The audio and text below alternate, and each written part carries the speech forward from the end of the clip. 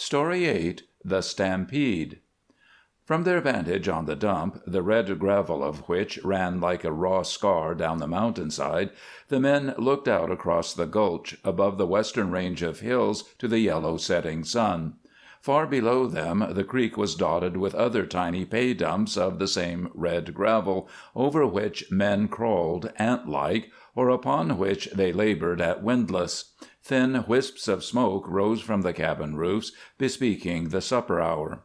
They had done a hard day's work, these two, and wearily descended to their shack, which hugged the hillside beneath.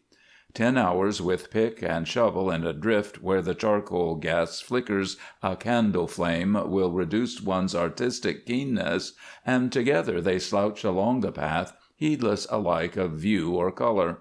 As Crowley built the fire, Buck scoured himself in the wet snow beside the door, emerging from his ablutions as cook. The former stretched upon the bunk with growing luxury. "Gee whiz, I'm tuckered out. 12 hours in that air is too much for anybody." "Sure," growled the other. "Bet I sleep good tonight, all right." "All right? What's the use, anyhow?" he continued disgustedly. "I'm sore on the whole works. If the Yukon was open, I'd chuck it all." "What? Go back to the States? Give up?" "Well, yes, if you want to call it that. Though I think I've shown I ain't a quitter. Lord, I've rustled steady for 2 years, and what have I got? Nothing, except my interest in this pauperized hill claim." "If 2 years of hard work gives you cold feet, you ain't worthy of the dignity of prospector. This here is the only honorable calling there is. There's no competition and cutting throats in our business, nor we don't rob the widders and orphans. A prospector is defined as a semi-human being with a low forehead but a high sense of honor, a stomach that shies at salads but a heart that's full of grit.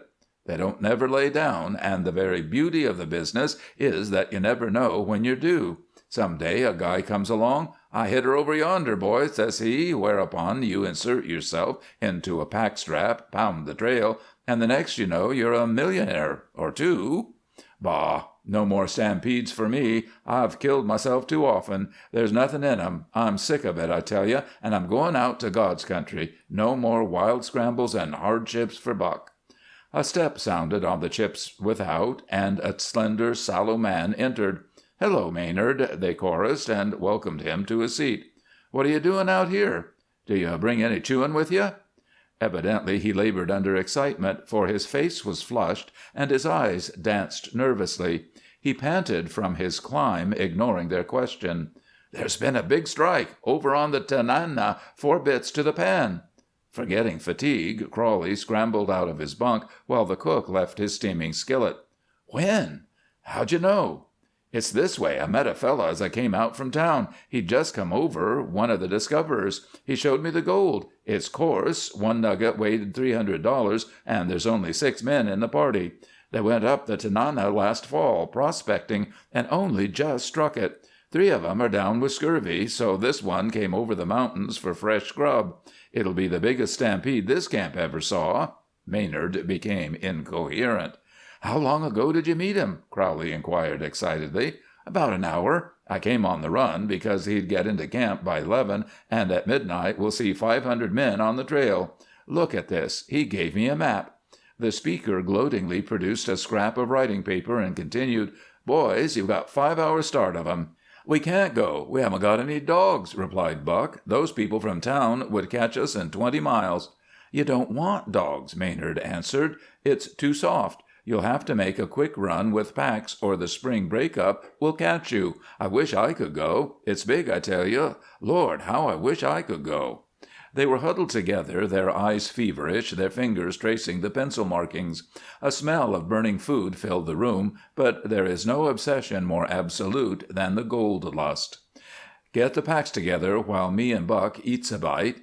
We'll take the fox robe and the Navajo. Glad I've got a new pair of mucklucks, 'cause we need lighter footwear. But what will you wear, boy? Them hip boots is too heavy. You'll never make it." "Here," said Maynard, "try these." He slipped off his light gossamer sporting boots, and Buck succeeded in stamping his feet into them. "A little tight, but they'll do." They snatched bites of food, meanwhile collecting their paraphernalia. Maynard helped as he could. Each selected a change of socks and mittens, then the grub was divided evenly: tea, flour, bacon, baking powder, salt, sugar. There was nothing else, for spring on the Yukon finds only the heel of the grub stake. Each rolled his portion in his blanket and lashed it with light rope. Then an end of the bundle was thrust into the waist of a pair of overalls, and the garment closely cinched to it. The legs were brought forward and fastened, forming two loops, through which they slipped their arms, balancing the packs, or shifting a knot here and there. A light axe, a coffee pot, frying pan, and pail were tied on the outside, and they stood ready for the run. They stored carefully wrapped bundles of matches in pockets, packs, and in the lining of their caps. The preparations had not taken 20 minutes. "Too bad we ain't got some cooked grub, like chocolates or dog biscuits," said Crowley. "But seeing as we've got 5 hours start over everybody, we won't have to kill ourselves." Maynard spoke hesitatingly. "Say, I told Sully about it as I came along." "What?" Crowley interrupted him sharply. "Yes, I told him to get ready, and I promised to give him the location an hour after you left. You see, he did me a good turn once, and I had to get back at him somehow. He and Knute are getting fixed now. Why? What's up?" He caught a queer, quick glance between his partners, and noted a hardness settle into the lined face of the elder. "Nothing much," Buck took up. "I guess you didn't know about the trouble, huh? Crowley knocked him down day before yesterday, and Sully swears he'll kill him on sight. It came up over that fraction on Buster Creek." "Well, well," said Maynard, "that's bad, isn't it? I promised, though, so I'll have to tell him." "Sure, that's all right," Crowley agreed quietly, though his lip curled, showing the strong, close-shut ivory teeth. His nostrils dilated also, giving his face a passing wolfish hint. "There's neither white man nor Swede that can gain an hour on us, and if he should happen to, he wouldn't pass." Be it known that many great placer fortunes have been won by those who stepped in the warm tracks of the discoverers, while rarely does the goddess smile on the tardy. In consequence, no frenzy approaches that of the gold stampede. Passing Sully's place, they found him and his partner ready and waiting, their packs on the sawbuck. Crowley glared at his enemy in silence, while the other sneered wickedly back, and Big Knute laughed in his yellow beard. Buck's heart sank. Could he outlast these two? He was a boy. They were reckless giants with thews and legs of iron.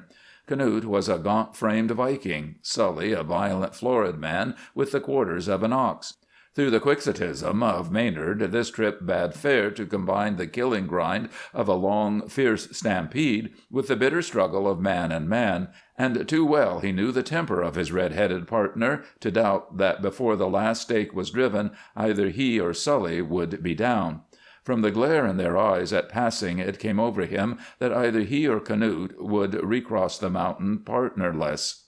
The trail was too narrow for these other men. He shrank from the toil and agony he felt was coming to him through this. Then, with it, there came the burning gold hunger, the lust that drives starving, broken wrecks onward unremittingly, over misty hills, across the beds of lava and the forbidden tundra, on into the new diggings.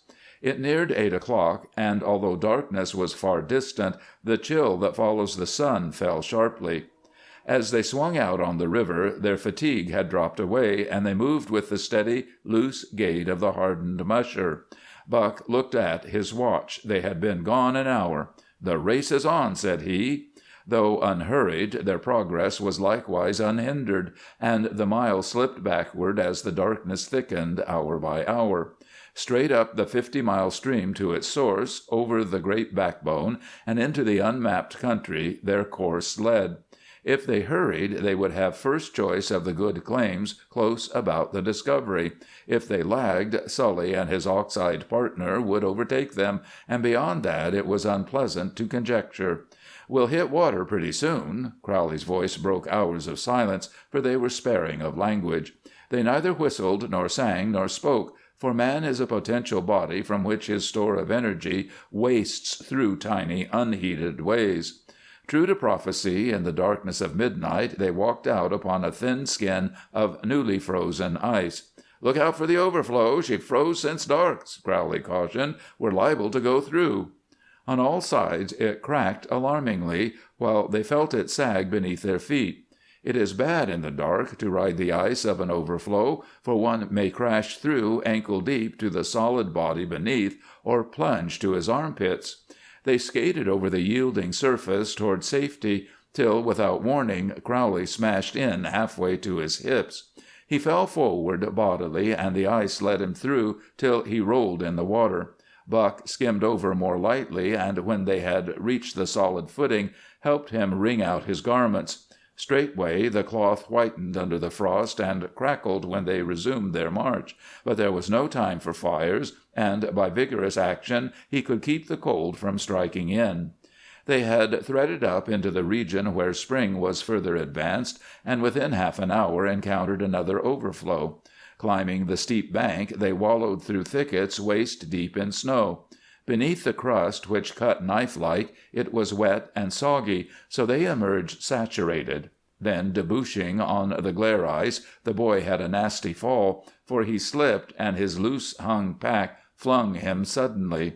Nothing is more wicked than a pack on smooth ice. The surface had frozen glass smooth, and constant difficulty beset their progress. Their slick-soled footgear refused to grip it, so that often they fell, always awkwardly, occasionally crushing through into the icy water beneath. Without warning, Buck found that he was very tired. He also found that his pack had grown soggy and quadrupled in weight, tugging sullenly at his aching shoulders. As daylight showed, they slipped harness and, hurriedly gathering twigs, boiled a pot of tea. They took time to prepare nothing else. Yet even though the kettle sang speedily, as they drank, from around the bend below came voices. Crowley straightened with a curse, and, snatching his pack, fled up the stream, followed by his companion. They ran till Buck's knees failed him. Thereupon the former removed a portion of the youngster's burden, adding it to his own, and they hurried on for hours, till they fell exhausted upon a dry moss hummock. Here they exchanged footgear, as Buck now found his feet were paining him acutely, owing to the tightness of his rubber boots. They proved too small for Crowley as well, and in a few hours his feet were likewise ruined. Noon found them limping among the bald hills of the river's source. Here timber was sparse, and the snows, too, had thinned, so to avoid the convolutions of the stream they cut across points, floundering among niggerheads, quaint wobbly hummocks of grass, being thrown repeatedly by their packs, which had developed a malicious deviltry. This footing was infinitely worse than the reeking ice, but it saved time, so they took it. Now, under their stiff mackinaws, they perspired freely as the sun mounted, until their heavy garments chafed them beneath arms and legs. Moreover, mosquitoes, which in this latitude breed within arm's length of snowdrifts, continually whined in a vicious cloud before their features. Human nerves will weather great strains, but wearing, maddening, unending trivialities will break them down, and so, although their journey in miles had been inconsiderable, the dragging packs, the driving panic, the lack of food and firm footing had trebled it. Scaling the moss-capped saddle, they labored painfully, 100 yards at a time. Back of them the valley unrolled, its stream winding away like a gleaming ribbon, stretching through dark banks of fir down to the Yukon. After incredible effort they reached the crest and gazed dully out to the southward over a limitless jangle of peaks, on to a blue-veiled valley, leagues and leagues across. Many square miles lay under them in the black of unbroken forest. It was their first glimpse of the Tanana. Far beyond, from a groveling group of foothills, a solitary giant peak soared grandly, standing aloof, serene, terrible in its proportions. Even in their fatigue they exclaimed aloud, "It's Mount McKinley!" "Yep, tallest wart on the face of the continent. There's the creek we go down, see?" Crowley indicated a watercourse which meandered away through canyons and broad reaches. "We foller it to yonder cross valley, then east to there." To Buck's mind his gesture included a tinted realm as far-reaching as a state. Stretched upon the bare schist, Commanding the back stretch, they munched slices of raw bacon. Directly, out toward the mountain's foot, two figures crawled. "There they come!" And Crowley led, stumbling, sliding, into the strange valley. As this was the south and early side of the range, they found the hills more barren of snow. Water seeped into the gulches till the creek ice was worn and rotted. "This'll be fierce," the Irishman remarked. "If she breaks on us, we'll be hung up in the hills and starve before the creek's lower enough to get home." Small streams freeze solidly to the bottom, and the spring waters wear downward from the surface. Thus they found the creek awash, and following farther it became necessary to wade in many places. They came to a box canyon where the winter snow had packed, forming a dam, and as there was no way of avoiding it without retreating a mile and climbing the ragged bluff, they floundered through, their packs aloft, the slushy water armpit deep. "We'd oughta took the ridges," Buck chattered. Language slips forth phonetically with fatigue. "No. Fellers apt to get lost. Drop into the wrong creeks. Come out 50 mile away." "I bet the others do, anyhow," Buck held stubbornly. "It's lots easier going." "Wish Sully would, but he's too wise. No such luck for me." A long pause. "I reckon I'll have to kill him before he gets back." Again they relapsed into miles of silence. Crowley's fancy fed on vengeance, hatred livening his work-worn faculties. He nursed carefully the memory of their quarrel, for it helped him travel, and took his mind from the agony of movement and this aching sleep-hunger. The feet of both men felt like fearful, shapeless masses, their packs leaned backward sullenly, chafing raw shoulder sores, and always the ravenous mosquitoes stung and whined and whined. At an exclamation, the leader turned. Miles back, silhouetted far above on the comb of the ridge, they descried two tiny figures. "That's what we oughta done. They'll beat us in." "No, they won't. They'll have to camp tonight or get lost, while we can keep going. We can't go wrong down here. Can't do more than drown." Buck groaned at the thought of the night hours. He couldn't stand it, that was all. Enough is enough of anything, and he had gone the limit. Just one more mile and he would quit. Yet he did not. All through that endless phantom night they floundered, encased in freezing garments, numb and heavy with sleep, but morning found them at the banks of the main stream. "You look like hell," said Buck, laughing weakly. His mirth relaxed his nerves suddenly, till he giggled and hiccuped hysterically. Nor could he stop for many minutes, the while Crowley stared at him apathetically from a lined and shrunken countenance, his features standing out skeleton-like. The younger man evidenced the strain even more severely, for his flesh was tender, and he had traveled the last hours on pure nerve. His jaws were locked and corded, however, while his drooping eyes shone unquenchably. Eventually they rounded a bluff onto a cabin nestled at the mouth of a dark valley. Near it men were working with a windlass, so, stumbling to them, they spoke huskily. "Sorry we ain't got room inside," the stranger replied, "but 3 of the boys is down with scurvy, and we're all cramped up. Plenty more folks coming, I suppose, eh?" The two had sunk onto the wet ground and did not answer. Buck fell with his pack still on, utterly lost, and the miner was forced to drag the bundle from his shoulders. As he rolled him up, he was sleeping heavily. Crowley awakened while the sun was still golden, his joints aching excruciatingly. They had slept 4 hours. He boiled tea on the miner's stove and fried a pan of salt pork, but was too tired to prepare anything else, so they drank the warm bacon grease clear with their tea. As Buck strove to arise, his limbs gave way weakly, so that he fell, and it took him many moments to recover their use. "Where's the best chance, partner?" they inquired of the men on the dump. "Well, there ain't none very close by. We've got things pretty well covered." "How's that? There's only 6 of you. You can't hold but 6 claims besides discovery." "Oh, yes, we can. We've got powers of attorney. Got 'em last fall in St. Michael. Got 'em recorded, too." Crowley's sunken eyes blazed. "Them's no good. We don't recognize 'em in this district. 1 claim is enough for any man if it's good, and too much if it's bad." "What district you alludin' at?" questioned the other, ironically. "You're in the Skookum district now. Takes 6 men to organize. Well, we organized. We made laws. We elected a recorder. I'm it. If you don't like our rules, yonder is the divide. We've got the U.S. government back of us. See?" Crowley's language became purely local, but the other continued unruffled. "We knew you all was comin', so we sort of loaded up. If there's any ground hereabouts that we ain't got blanketed, it's purely an oversight. There's plenty left farther out, though," and he swept them a mocking gesture. "Help yourselves, and pass up for more. I'll record 'em." "What's the fee?" $10 apiece. Crowley swore more savagely. "You done a fine job of hogging, didn't you? It's 2.5 everywhere else." But the recorder of the Skookum district laughed carelessly and resumed his windlass. "Sorry you ain't pleased. Maybe you'll learn to like it." As they turned away, he continued, "I don't mind giving you a hunch, though. Tackle that big creek about 5 miles down yonder. She prospected good last fall, but you'll have to go clean to her head, 'cause we've got everything below." 8 hours later, by the guiding glare of the northern lights, the two stumbled back into camp, utterly broken.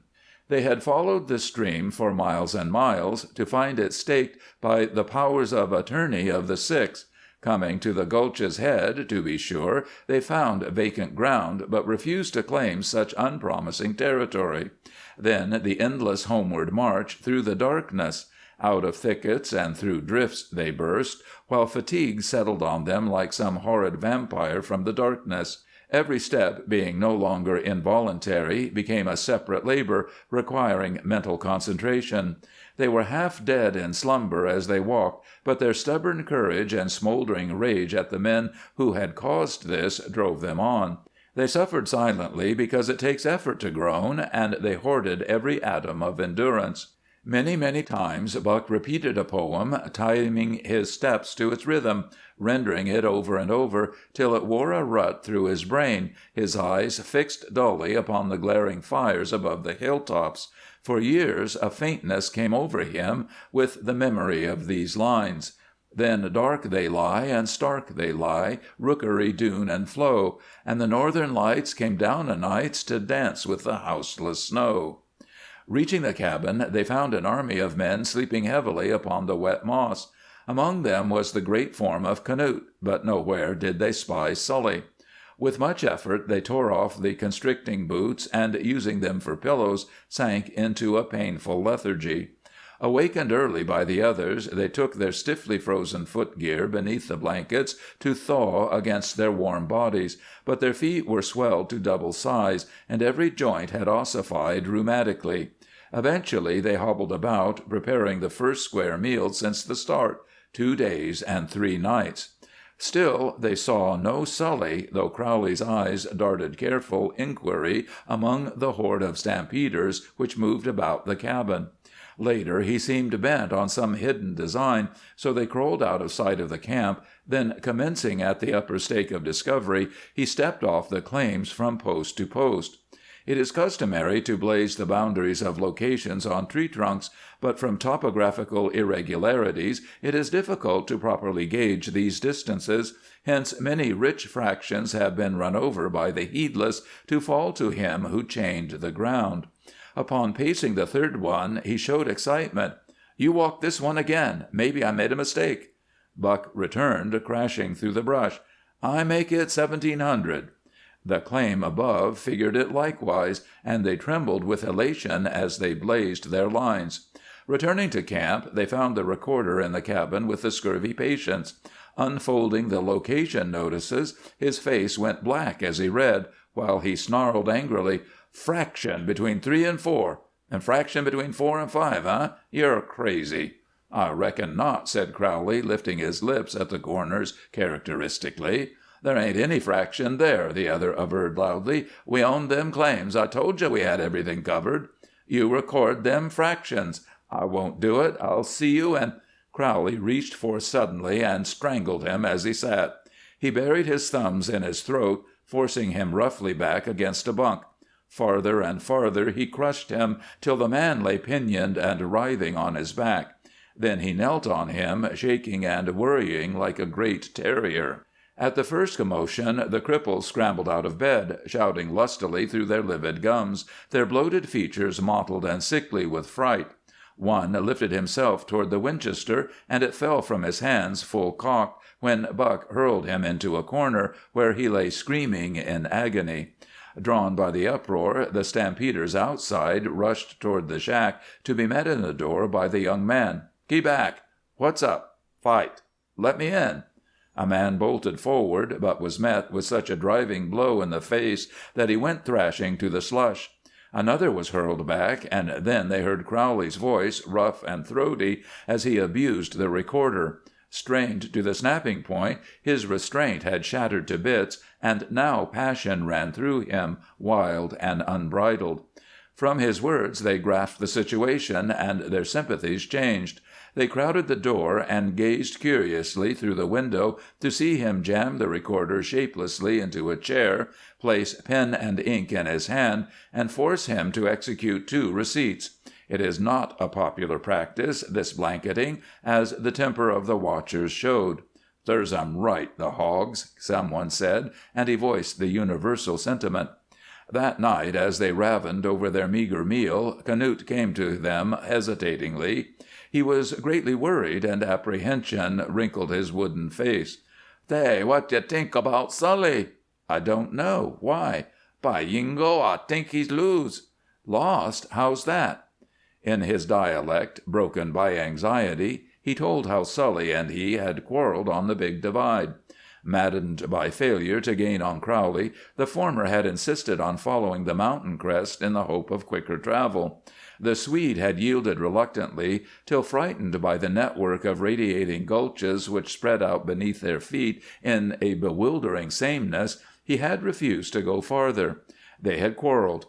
In a fit of fury, Sully had hurled his pack away, and Canute's last vision of him had been as he went raving and cursing onward like a madman, traveling fast in his fury. Canute had retreated, dropped into the valley, and eventually reached his goal.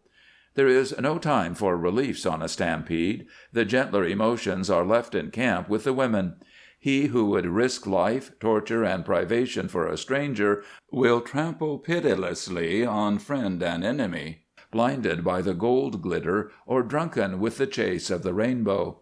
For 5 days and nights the army lived on its feet, streaming up gullies where lay the hint of wealth, or swarming over the somber bluffs, and hourly the madness grew, feeding on itself, till they fought like beasts. Fabulous values were begotten, giant sales were bruited about, flying rumors of gold at the cross-routes inflamed them to further frenzy.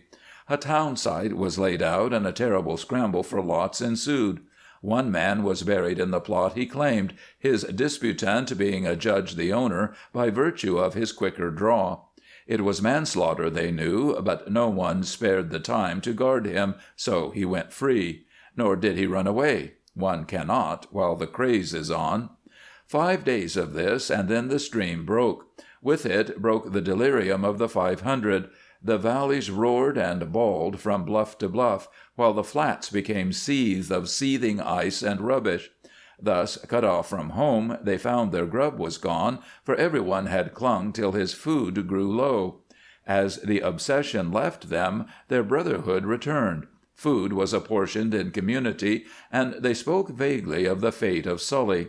For still another half fortnight they lay about the cabin while the streams raged, and then Crowley spoke to his partner. Rolling their blankets, they started, and although many were tempted to go, none had the courage, preferring to starve on quarter rations till the waters lowered. Ascending for miles where the torrent narrowed, they felled a tree across for a bridge, and, ascending the ridges, took the direction of camp. In a new and broken country, not formed of continuous ranges, this is difficult, so to avoid frequent fordings they followed the high ground, going devious, confusing miles. The snows were largely gone, though the nights were cruel, and thus they traveled. At last, when they had worked through to the Yukon spurs, one morning on a talus high above, Buck spied the flapping forms of a flock of ravens.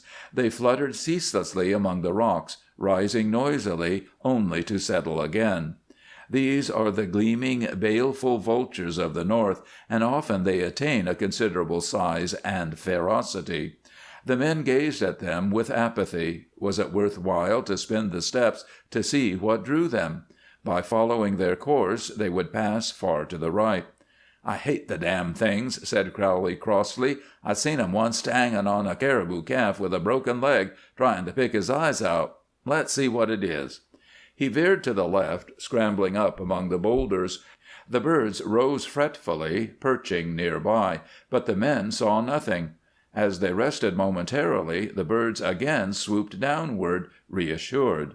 Then, partly hidden among the detritus, they spied that which made Crowley cry out in horror, while the sound of Buck's voice was like the choking of a woman. As they started, one of the ebony scavengers dipped fiercely, picking at a ragged object. A human arm slowly arose and blindly beat it off, but the raven's mate settled also, and, sinking its beak into the object, tore hungrily. With a shout they stumbled forward, lacerated by the jagged slide rock, only to pause aghast and shaking. Sully lay crouched against a boulder where he had crawled for the sun heat. Rags of clothing hung from his gaunt frame, through which the sharp bones strove to pierce. Also, at sight of his hands and feet, they shuddered. With the former he had covered his eyes from the ravens, but his cheeks and head were bloody and shredded. He muttered constantly, like the thick whirring of machinery run down. "Oh, my God!" Buck whispered. Crowley had mastered himself and knelt beside the figure. He looked up, and tears lay on his cheeks. "Look at them hands and feet. That was done by fire and frost together. He must have fell in his own campfires after he went crazy." The garments were burned off to elbow and knee, while the flesh was black and raw. Tenderly they carried the gabbing creature down to the timber and laid him on a bed of boughs. His condition told the grim tale of his wanderings, crazed with hunger and hardship. Heating water, they poured it into him, dressed his wounds with strips from their underclothes. Of stimulants they had none, but fed him the last pinch of flour, together with the final rasher of salt pork, although they knew that these things are not good for starving men. For many days they had traveled on less than quarter rations themselves. "What will we do?" "It ain't over 20 miles to the niggers. He'll die before we can get help back. Do you reckon we can carry him?" It was not sympathy which prompted Crowley, for he sympathized with his boyish companion, whose sufferings it hurt him sorely to augment. It was not pity. He pitied himself and his own deplorable condition. Nor did mercy enter into his processes, for the man had mercilessly planned to kill him, and he likewise had nursed a bitter hatred against him, which misfortune could only dim. It was not these things which moved him, but a vaguer, wilder quality, an elemental, unspoken, indefinable feeling of brotherhood throughout the length of the North, teaching subtly, yet absolutely and without appeal, that no man shall be left in his extremity to the cruel harshness of this forbidding land. "Carry him?" Buck cried. "No, you're crazy. What's the use? He'll die anyhow. And so'll we if we don't get grub soon." Buck was new to the country, and he was a boy. "No, he won't. He lived hard, and he'll die hard, for he's a hellion, he is. We got to pack him in." "By God, I won't risk my life for a corpse, especially one like him." The lad broke out in hysterical panic, for he had lived on the raggedest edge of his nerve these many days. Now his every muscle was dead and numbed with pain. Only his mind was clear, caused by the effort to force movement into his limbs. When he stopped walking, he fell into a half slumber, which was acutely painful. When he arose to re-drive his weary body, it became freakish, so that he fell or collided with trees. He was bloody and bruised and cut. Carry a dead man? It was madness, and besides he felt an utter giving away at every joint. He was too tired to make his reasoning plain. His tongue was thick, and Crowley's brain too calloused to grasp argument, therefore he squatted beside the muttering creature and wept impotently. He was asleep, with tears in his stubbly beard, when his partner finished the rude litter. Yet he took up his end of the burden, as Crowley knew he would. "You'll kill us both, damn you!" he groaned. "Probably so, but we can't leave him to them things." The other nodded at the vampires perched observantly in the surrounding firs. Then began their great trial and temptation. For hours on end the birds fluttered from tree to tree, always in sight and hoarsely complaining, till the sick fancies of the men distorted them into foul, gibing creatures of the pit, screaming with devilish glee at their anguish. Blindly they staggered through the forest while the limbs reached forth to block them, thrusting sharp needles into their eyes or whipping back viciously. Vines writhed up their legs, straining to delay their march, and the dank moss curled ankle-deep, slyly tripping their dragging, swollen feet. Nature hindered them sullenly, with all her heart-breaking implacability. They reeled constantly under their burden, and grew to hate the ragged-barked trees that smote them so cruelly and so roughly tore their flesh. Oftentimes they fell, rolling the maniac limply from his couch, but they dragged him back and strained forward to the hideous racket of his mumblings, which grew louder as his delirium increased. They were forced to tie him to the poles, but could not stop his ghastly shriekings. At every pause the dismal ravens croaked and leered evilly from the shadows, till Buck shuddered and hid his face, while Crowley gnashed his teeth. From time to time other birds joined them in anticipation of the feast, till they were ringed about, and the sight of this ever-growing, grisly, clamorous flock of watchers became awful to the men. They felt the horny talons searching their flesh, and the hungry beaks tearing at their eyeballs. A dog sled and birch bark practice, covering both banks of the Yukon for 200 miles, yielded Doc Lewis sufficient revenue to grubstake a Swede. Thus he slept warm, kept his feet dry, and was still a miner. He did not believe in hardship, and eschewed stampedes. Yet when he had seen the last able-bodied man vanish from camp on the Skookum Run, he grew restless. He scoffed at fake excitements to Jarvis, the faro dealer, who also forbore the trail by virtue of his calling, but he got no satisfaction. A fortnight later he rolled his blankets and journeyed toilsomely up the river valley. "Better late than never," he thought.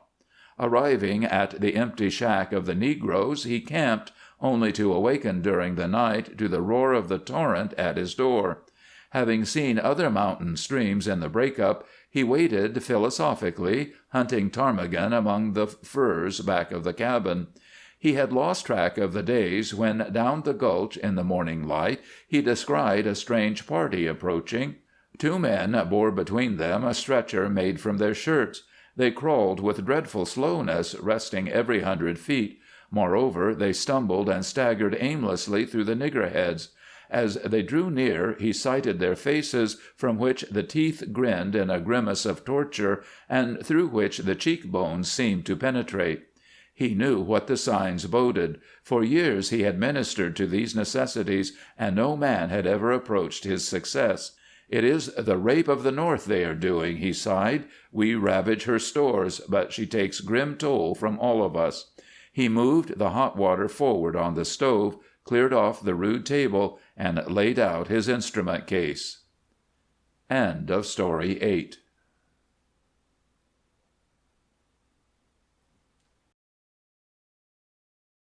Story 9, When the Mail Came In. We didn't like Montague Prosser at first. He was too clean. He wore his virtue like a bathrobe, flapping it in our faces. It was Whitewater Kelly who undertook to mitigate him one day, but being as the nuisance stood an even fathom high, and had a double-action football motion about him, Whitewater's endeavors kind of broke through the ice, and he languished around in his bunk the next week, while we sat up nights and changed his bandages. Yes, Monty was equally active at repartee or roughhouse, and he knocked Whitewater out from under his cap, slick and clean, just the way you snap a playing card out from under a coin, which phenomenon terminated our tendencies to scoff and carp.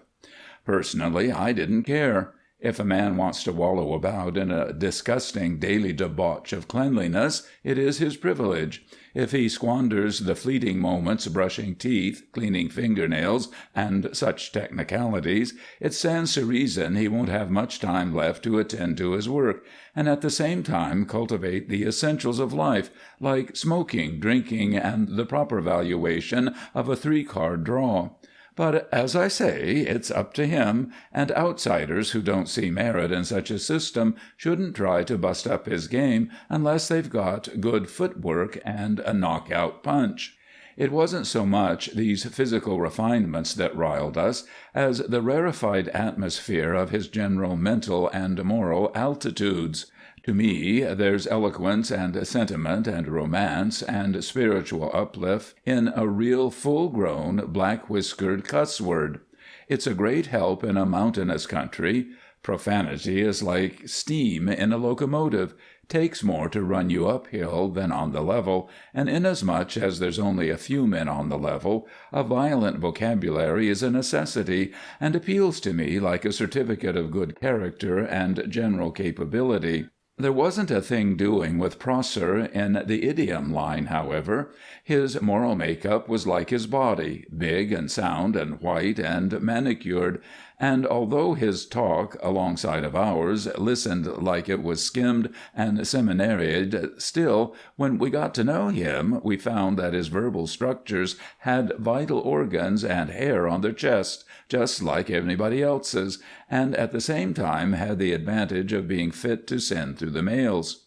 He had left a widowed mother and come north on the main chance, like the rest of us, only he originated farther east. What made the particular 10 strike with us was the pride he took in that same mother. He gloried in her and talked about her in that hushed and nervous way a man speaks about a real mother or a regular sweetheart. We men folks liked him all the better for it. I say we men, for he was a shine with the women, all 9 of them.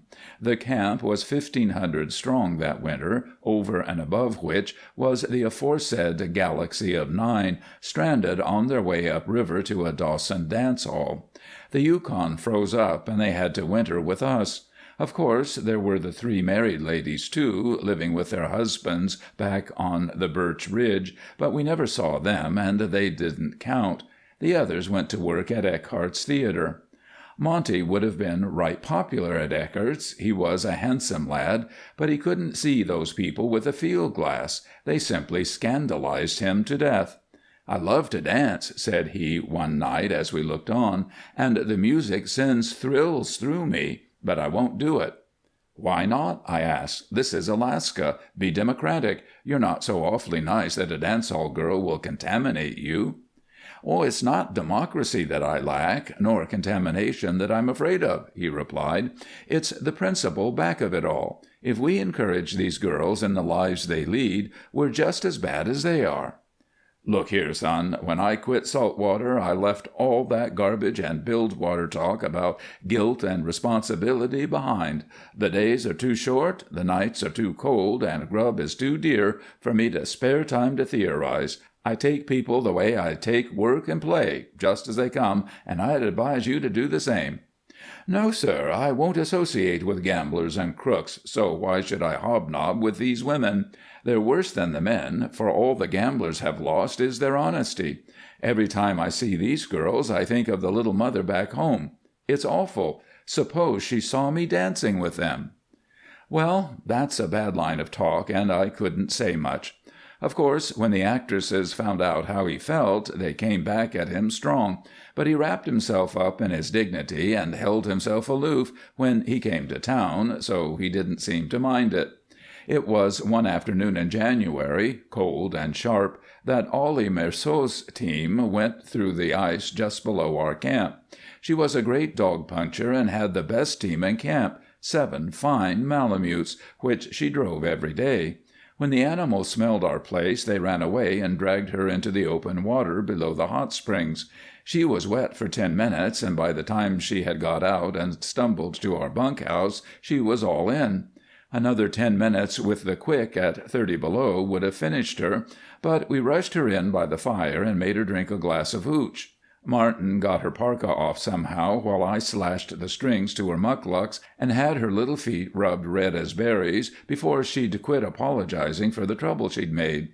A fellow learns to watch toes pretty close in the winter. "Lord, stop your talk," we said. "This is the first chance we have had to do anything for a lady in 2 years. It's a downright pleasure for us to take you in this way." "Indeed," she chattered. "Well, it isn't mutual," and we all laughed. We roused up a good fire and made her take off all the wet clothes she felt she could afford to, then wrung them out and hung them up to dry. We made her gulp down another whiskey, too, after which I gave her some footgear, and she slipped into one of Martin's Mackinaw shirts. We knew just how faint and shaky she felt, but she was dead game and joked with us about it. I never realized what a cute trick she was till I saw her in that great, coarse blue shirt, with her feet in beaded moccasins, her yellow hair tousled, and the sparkle of adventure in her bright eyes. She stood out like a nugget by candlelight, backed as she was by the dingy bark walls of our cabin. I suppose it was a bad instant for Prosser to appear. He certainly cued in wrong, and found the sight shocking to his Plymouth Rock proprieties. The raw liquor we had forced on her had gone to her head a bit, as it will when you're fresh from the cold and your stomach is empty, so her face was flushed and had a pretty, reckless, daring look to it. She had her feet high up on a chair, too, not so very high either, where they were thawing out under the warmth of the oven, and we were all laughing at her story of the mishap. Monty stopped on recognizing who she was, while the surprise in his face gave way to disapproval. We could see it as plain as if it was blazoned there in printer's ink, and it sobered us. The girl removed her feet and stood up. "Miss Marceau has just had an accident," I began, but I saw his eyes were fastened on the bottle on the table, and I saw also that he knew what caused the fever in her cheeks. "Too bad," he said coldly. "If I can be of any assistance, you'll find me down in the shaft house." And out he walked. I knew he didn't intend to be inhospitable, that was just his infernal notion of decency, and that he refused to be a party to anything as devilish as this looked, but it wasn't according to the Alaska code, and it was like a slap in the girl's face. "I am quite dry," she said. "I'll be going now." "You will not. You'll stay to supper and drive home by moonlight," says we. "Why, you'd freeze in a mile." And we made her listen to us. During the meal, Prosser never opened his mouth except to put something into it, but his manner was as full of language as an oration. He didn't thaw out the way a man should when he sees strangers wading into the grub he's paid $1 a pound for, and when we'd finally sent the young woman off, Martin turned on him. "Young feller," said he, and his eyes were black, "I've rattled around for 30 years and seen many a good and many a bad man, but I never before seen such an intelligent damn fool as you are." "What do you mean?" said the boy. "You've broke about the only law that this here country boasts of, the law of hospitality." "He didn't mean it that way," I spoke up. "Did you, Monty?" "Certainly not. I'd help anybody out of trouble, man or woman, but I refuse to mix with that kind of people socially." "That kind of people!" yelled the old man. "And what's the matter with that kind of people? You come creeping out of the milk and water East all pink and perfumed up, and when you get into a bacon and beans country where people sweat instead of perspiring, you wrinkle your nose like a calf and whine about the kind of people you find. What do you know about people, anyhow? Did you ever want to steal?" "Of course not," said Prosser, who kept his temper. "Did you ever want to drink whiskey so bad you couldn't stand it?" "No." "Did you ever want to kill a man?" "No." "Were you ever broke and friendless and hopeless?" "Why, I can't say I ever was." "And you've never been downright hungry either, where you didn't know if you'd ever eat again, have you? Then what license have you got to blame people for the condition you find them in? How do you know what brought this girl where she is?" "Oh, I pity any woman who is adrift in the world, if that's what you mean, but I won't make a pet out of her just because she is friendless. She must expect that when she chooses her life. Her kind are bad all through. They must be." "Not on your life. Decency runs deeper than the hives." "Trouble with you," said I, "you've got a juvenile standard. Things are all good or all bad in your eyes, and you can't like a person unless the one overbalances the other. When you are older, you'll find that people are like gold mines, with a thin streak of pay on bedrock and lots of hard digging above." "I didn't mean to be discourteous," our man continued, "but I'll never change my feelings about such things. Mind you, I'm not preaching, nor asking you to change your habits. All I want is a chance to live my own life clean." The mail came in during March, 500 pounds of it, and the camp went daffy. Monty had the dogs harnessed 10 minutes after we got the news, and we drove the 4 miles in 17 minutes. I've known men with sweethearts outside, but I never knew one to act gladder than Monty did at the thought of hearing from his mother. "You must come and see us when you make your pile," he told me. "Or, what's better, we'll go East together next spring and surprise her. Won't that be great? We'll walk in on her in the summer twilight while she is working in her flower garden. Can't you just see the green trees and smell the good old smells of home? The catbirds will be calling, and the grass will be clean and sweet. Why, I'm so tired of the cold and the snow and the white, white mountains that I can hardly stand it." He ran on in that vein all the way to town, glad and hopeful and boyish, and I wondered why, with his earnestness and loyalty and broad shoulders, he had never loved any woman but his mother. When I was 23, my whole romantic system had been mangled and shredded from heart to gizzard. Still, some men get their age all in a lump.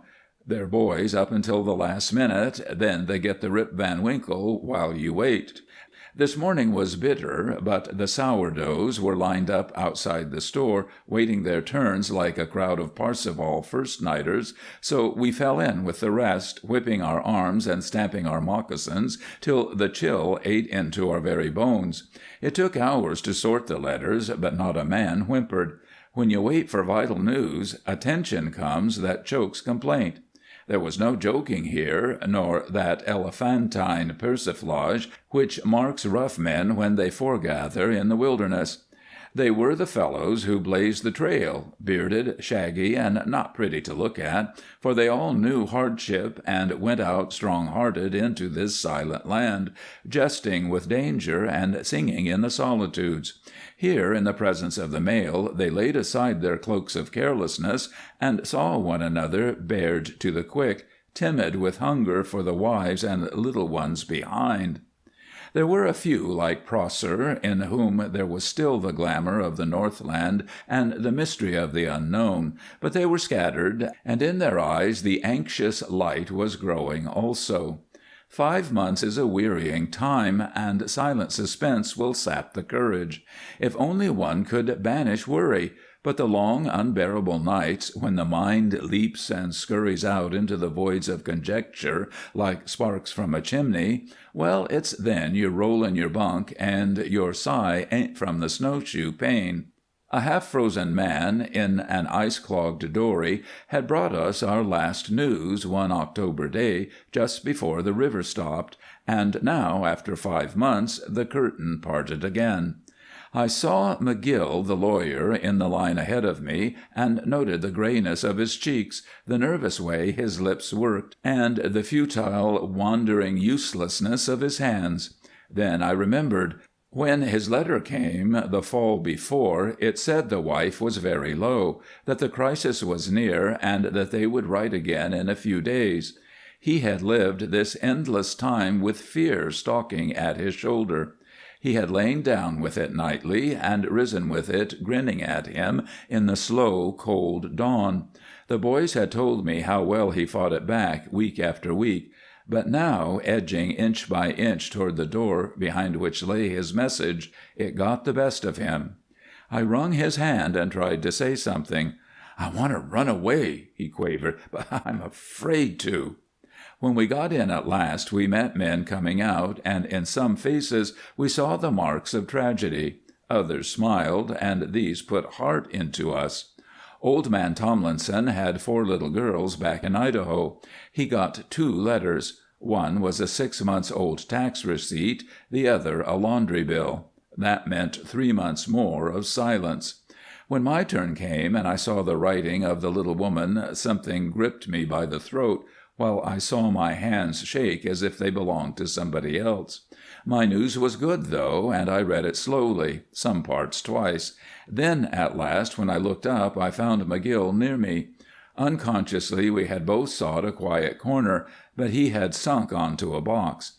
Now, as I glanced at him, I saw what made me shiver. The fear was there again, naked and ugly, for he held one lonesome letter, and its inscription was in no woman's hand.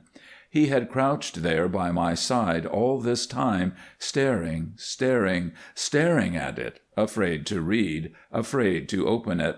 Some men smile in their agony, shifting their pitiful masks to the last. Others curse, and no two will take their blows alike.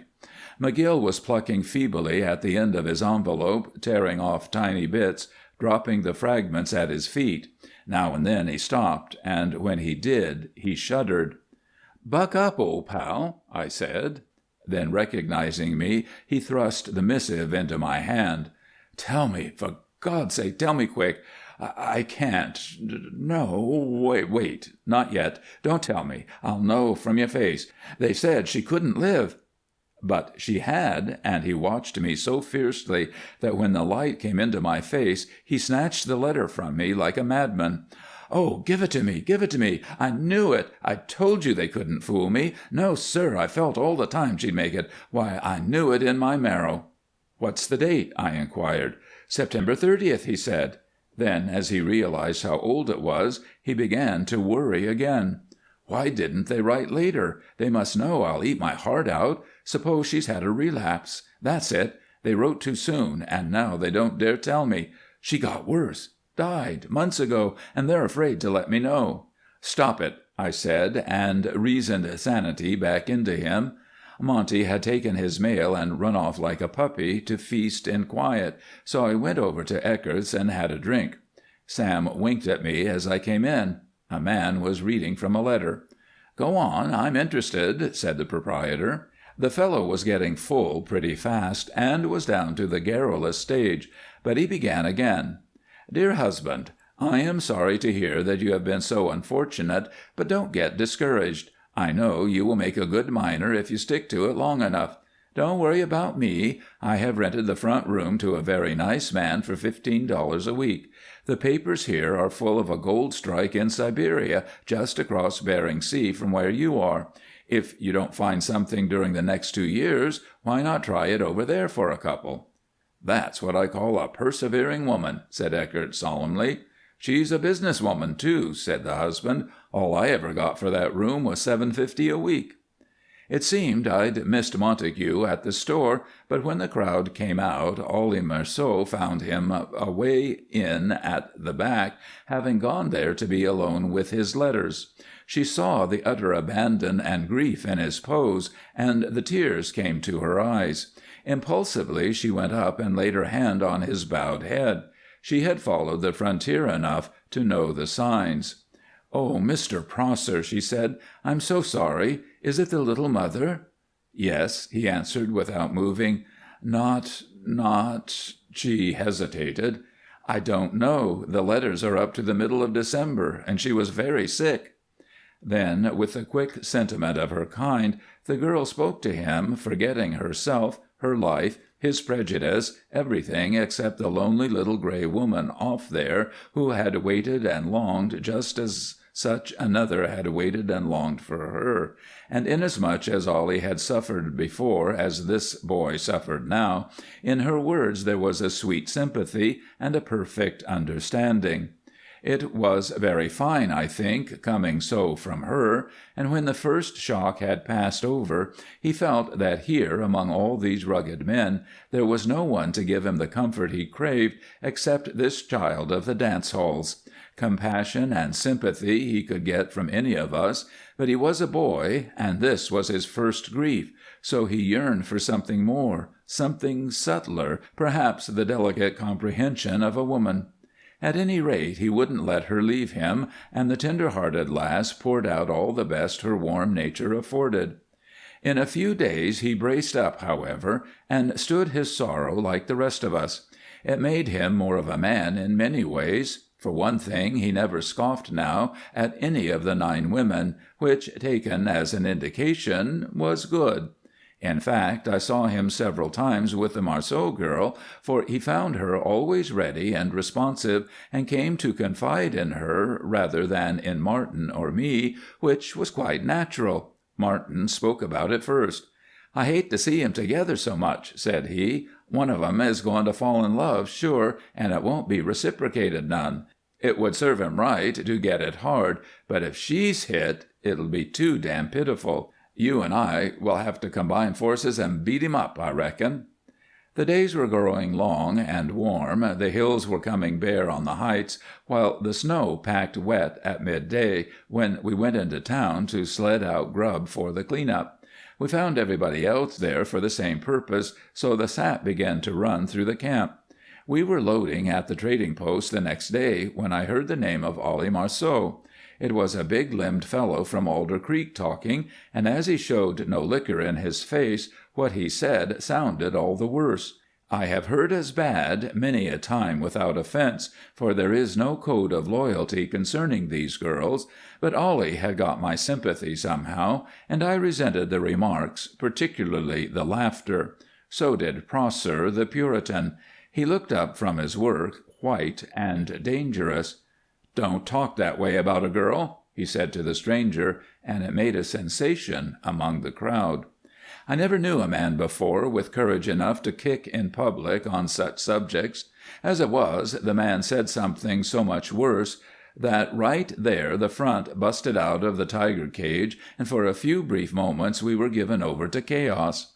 I had seen Whitewater walloped, and I knew how full of parlor tricks the kid was, but this time he went insane. He knocked that man off the counter at the first pass and climbed him with his hobnails as he lay on the floor. A fight is a fight, and a good thing for spectators and participants, for it does more to keep down scurvy than anything I know of. But the thud of those heavy boots into that helpless flesh sickened me, and we rushed Prosser out of there while he struggled like a maniac. I never saw such a complete reversal of form. Somewhere, away back yonder, that boy's forefathers were pirates or cannibals or butchers. When the fog had cleared out of his brain, the reaction was just as powerful. I took him alone while the others worked over the Alder Creek party, and all at once my man fell apart like wet sawdust. "What made me do it? What made me do it?" he cried. "I'm crazy. Why, I tried to kill him. And yet what he said is true. That's the worst of it. It's true. Think of it. I fought for her. What am I coming to?" After the clean-up, we came to camp, waiting for the river to break and the first boat to follow. It was then that the suspense began to tell on our partner. He read and reread his letters, but there was little hope in them, and now, with no work to do, he grew nervous. Added to everything else, our food ran short, and we lived on scraps of whatever was left over from our winter grub stake. Just out of cussedness, the break-up was 10 days late, the 10 longest days I ever put in, but eventually it came, and a week later also came the mail. We needed food and clothes, we needed whiskey, we needed news of the great distant world, but all we thought of was our mail. The boy had decided to go home. We were sorry to see him leave, too, for he had the makings of a real man in him, even if he shaved 3 times a week, but no sooner was the steamer tied than he came plunging into my tent like a moose, laughing and dancing in his first gladness. The mother was well again. Later I went aboard to give him the last lonesome good wishes of the fellow who stays behind and fights along for another year. The big freighter, with her neat staterooms and long glass-burdened tables, awoke a perfect panic in me to be going with him, to shake this cruel country, and drift back to the home and the wife and the pies like mother made. I found him on the top deck with the Marceau girl, who was saying good-bye to him. There was a look about her I had never seen before, and all at once the understanding and the bitter irony of it struck me. This poor waif hadn't had enough to stand, so love had come to her, just as Kink had predicted. a hopeless love which she would have to fight the way she fought the whole world. It made me bitter and cynical, but I admired her nerve. She was dressed for the sacrifice, trim and well curried as a $1,000 pony. Back of her smile, though, I saw the waiting tears, and my heart bled. Spring is a fierce time for romance anyhow. There wasn't time to say much, so I squeezed Monty's hand like a cider press. "God bless you, lad. You must come back to us," I said. But he shook his head, and I heard the girl's breath catch. I continued, "Come on, Ollie. I'll help you ashore." We stood on the bank there together and watched the last of him, tall and clear-cut against the white of the wheelhouse, and it seemed to me when he had gone that something bright and vital and young had passed out of me, leaving in its stead discouragement and darkness and age. "Would you mind walking with me up to my cabin?" Ollie asked. "Of course not," I said, and we went down the long street, past the theatre, the trading post, and the saloon, till we came to the hill where her little nest was perched. Everyone spoke and smiled to her, and she answered in the same way, though I knew she was on parade and holding herself with firm hands. As we came near to the end, and her pace quickened, however, and I guessed the panic that was on her to be alone where she could drop her mask and become a woman, a poor, weak, grief-stricken woman. But when we were inside at last, her manner astounded me. She didn't throw herself on her couch nor go to pieces, as I had dreaded, but turned on me with burning eyes and her hands tight clenched, while her voice was throaty and hoarse. The words came tumbling out in confusion. "I've let him go," she said. "Yes, and you helped me. Only for you I'd have broken down. But I want you to know I've done one good thing at last in my miserable life. I've held in. Here he never knew. He never knew. Oh, God, what fools men are!" "Yes," I said, "you did mighty well. He's a sensitive chap, and if you'd broken down he'd have felt awful bad." "What?" She grasped me by the coat lapels and shook me. Yes, that weak little woman shook me, while her face went perfectly livid. "He'd have felt badly, eh? Man, didn't you see? Are you blind? Why, he asked me to go with him. He asked me to marry him. Think of it, that great, wonderful man asked me to be his wife. Me, Olive Marceau, the dancer. Oh, isn't it funny? Why don't you laugh?" I didn't laugh. I stood there, picking pieces of fur out of my cap and wondering if ever I should see another woman like this one. She paced about over the skin rugs, tearing at the throat of her dress as if it choked her. There were no tears in her eyes, but her whole frame shook and shuddered as if from great cold, deep set in her bones. "Why didn't you go?" I asked stupidly. "You love him, don't you?" "You know why I didn't go," she cried fiercely. "I couldn't. How could I go back and meet his mother? Some day she'd find me out, and it would spoil his life. No, if only she hadn't recovered. No, I don't mean that either. I'm not his kind, that's all. Oh, God, I let him go. And he never knew." She was writhing now on her bed in a perfect frenzy, calling to him brokenly, stretching out her arms, while great, dry, coughing sobs wrenched her. "Little one," I said unsteadily, and my throat ached so that I couldn't trust myself, "you're a brave girl, and you're his kind, or anybody's kind." With that the rain came, and so I left her alone with her comforting misery. When I told Kink, he sputtered like a pinwheel, and every evening thereafter we two went up to her house and sat with her. We could do this because she'd quit the theatre the day the boat took Prosser away, and she wouldn't heed Eckert's offers to go back. "I'm through with it for good," she told us, "though I don't know what else I'm good for. You see, I don't know anything useful, but I suppose I can learn." "Now, if I wasn't married already," I said.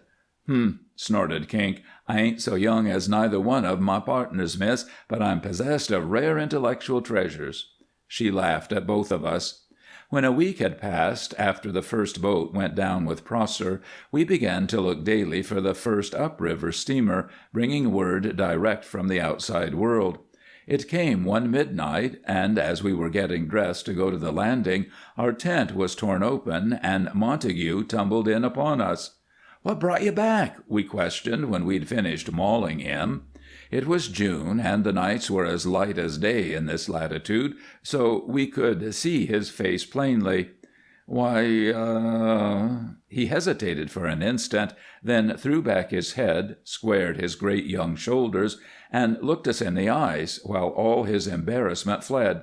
"I came back to marry Olive Marceau," said he. "I came to take her back home to the little mother." He stared out wistfully at the distant southern mountains, effulgent and glorified by the midnight sun, which lay so close behind their crests, and I winked at Martin. "She's left." "What?" He whirled quickly. "The theater, and I don't suppose you can see her until to-morrow." Disappointment darkened his face. "Besides," Kink added gloomily, "when you quit her like a dog, I slicked myself up some, and I ain't anyway sure she'll care to see you now, only just as a friend of mine. Notice I've cut my whiskers, don't you?" We made Monty pay for that instant's hesitation, the last he ever had, and then I said, "You walk up the river trail for a quarter of a mile and wait. If I can persuade her to come out at this hour, I'll send her to you. No, you couldn't find her. She's moved since you left." "I wouldn't gamble none on her meeting you," Martin said discouragingly, and combed out his new-mown beard with ostentation. She was up the moment I knocked, and when I said that a man needed help, I heard her murmur sympathetically as she dressed. When we came to our tent, I stopped her.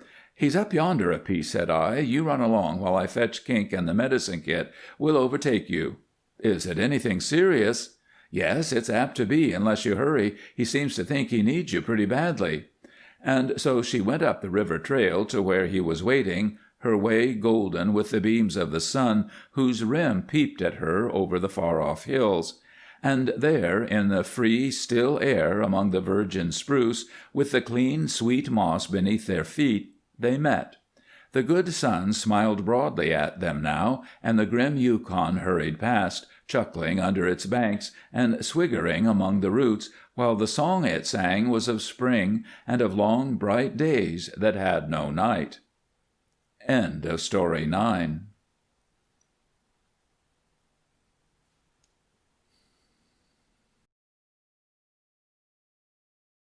Story 10. McGill.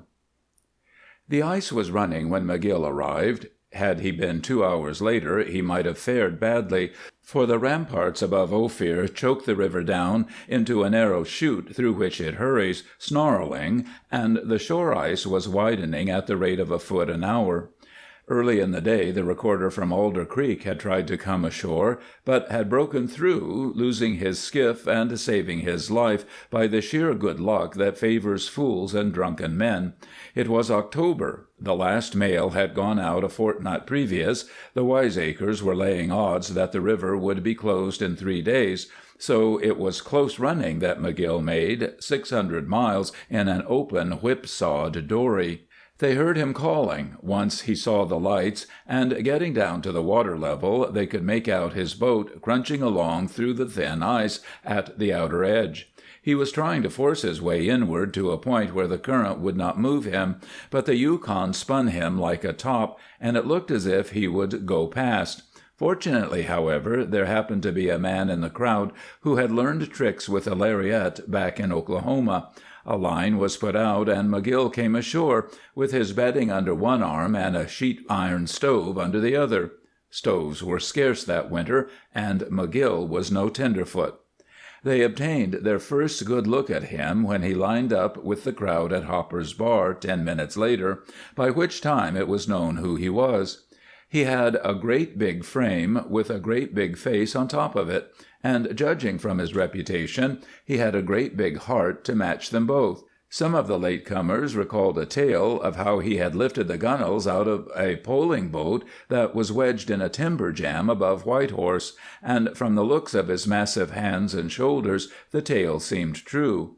He was not handsome, few strong men are, but he had level blue eyes, rather small and deep-set, and a jaw that made people think twice before angering him, while his voice carried the rumbling bass note one hears at the edge of a spring freshet when the boulders are shifting. "I missed the last boat from Circle," he explained, "so I took a chance with the skiff." "Looks like you'd be the last arrival before the trails open," offered Hopper. "I don't guess there's nobody behind you." "I didn't pass anybody," said McGill, and it was plain from his smile that he had made good time. "Aim to winter here, Dan?" "I do. Minnick told me 4 summers ago that he'd found a prospect near here, and I've always figured on putting some holes down.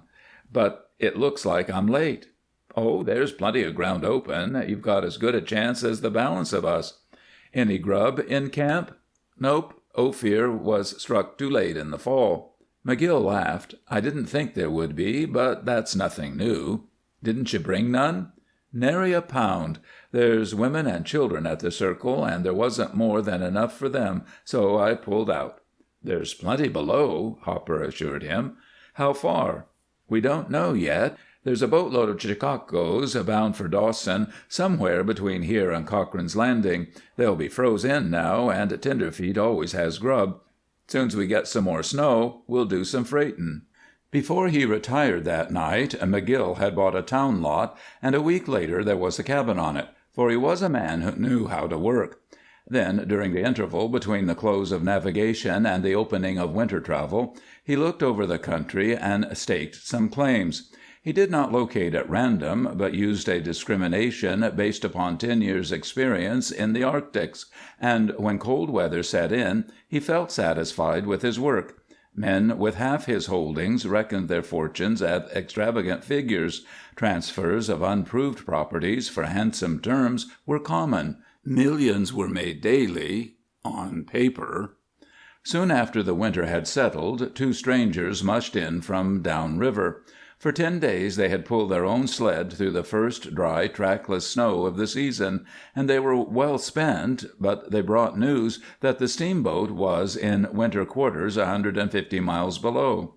They assured McGill, moreover, that there was plenty of food aboard, so a day later he set off on their back trail with his dog team.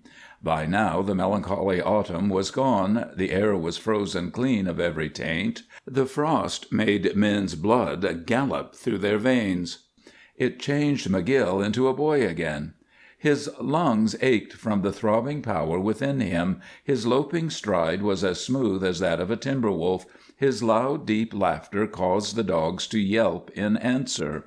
When he finally burst out of the silence and into the midst of the gold seekers with tidings of the new camp only 150 miles away, they shook off their lethargy and awoke to a great excitement. He told all he honestly knew about Ophir, and with nimble fancies they added 2 words of their own to every one of his. They stopped work upon their winter quarters and made ready to push on afoot, on hands and knees if necessary. Here was a man who had made a fortune in one short autumn, for with the customary ignorance of tenderfeet they perceived no distinction between a mining claim and a mine. A gold mine, they reasoned, was worth anything one wished to imagine, from 100,000 to 1,000,000. 30 gold mines were worth 30 millions. Figure it out for yourself. The conservative ones cut the result in half and were well satisfied with it. They were glad they had come. The steamboat captain offered McGill a bed in his own cabin, for the log houses were not yet completed, and that night at supper the miner met the rest of the big family. Among them was a girl. Once McGill had beheld her, he could see none of the others. He became an automaton, directing his words at random, but focusing his soul upon her.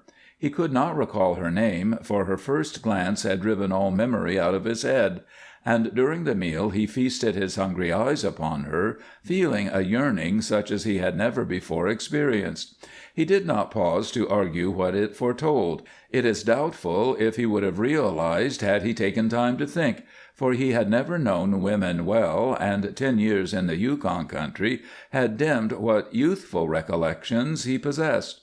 When he went to bed he was in a daze that did not vanish even when the captain, after carefully locking the doors and closing the cabin shutters, crawled under the bunk and brought forth a 5-gallon keg of whiskey, which he fondled like a mother her babe. "Wait till you taste it," crooned the old man. "Nothing like it north of Vancouver. If I didn't keep it hid, I'd have a mutiny." He removed a steaming kettle from the stove, then, unearthing some sugar from the chart case, mixed a toddy, muttering, "Just wait, that's all, you just wait."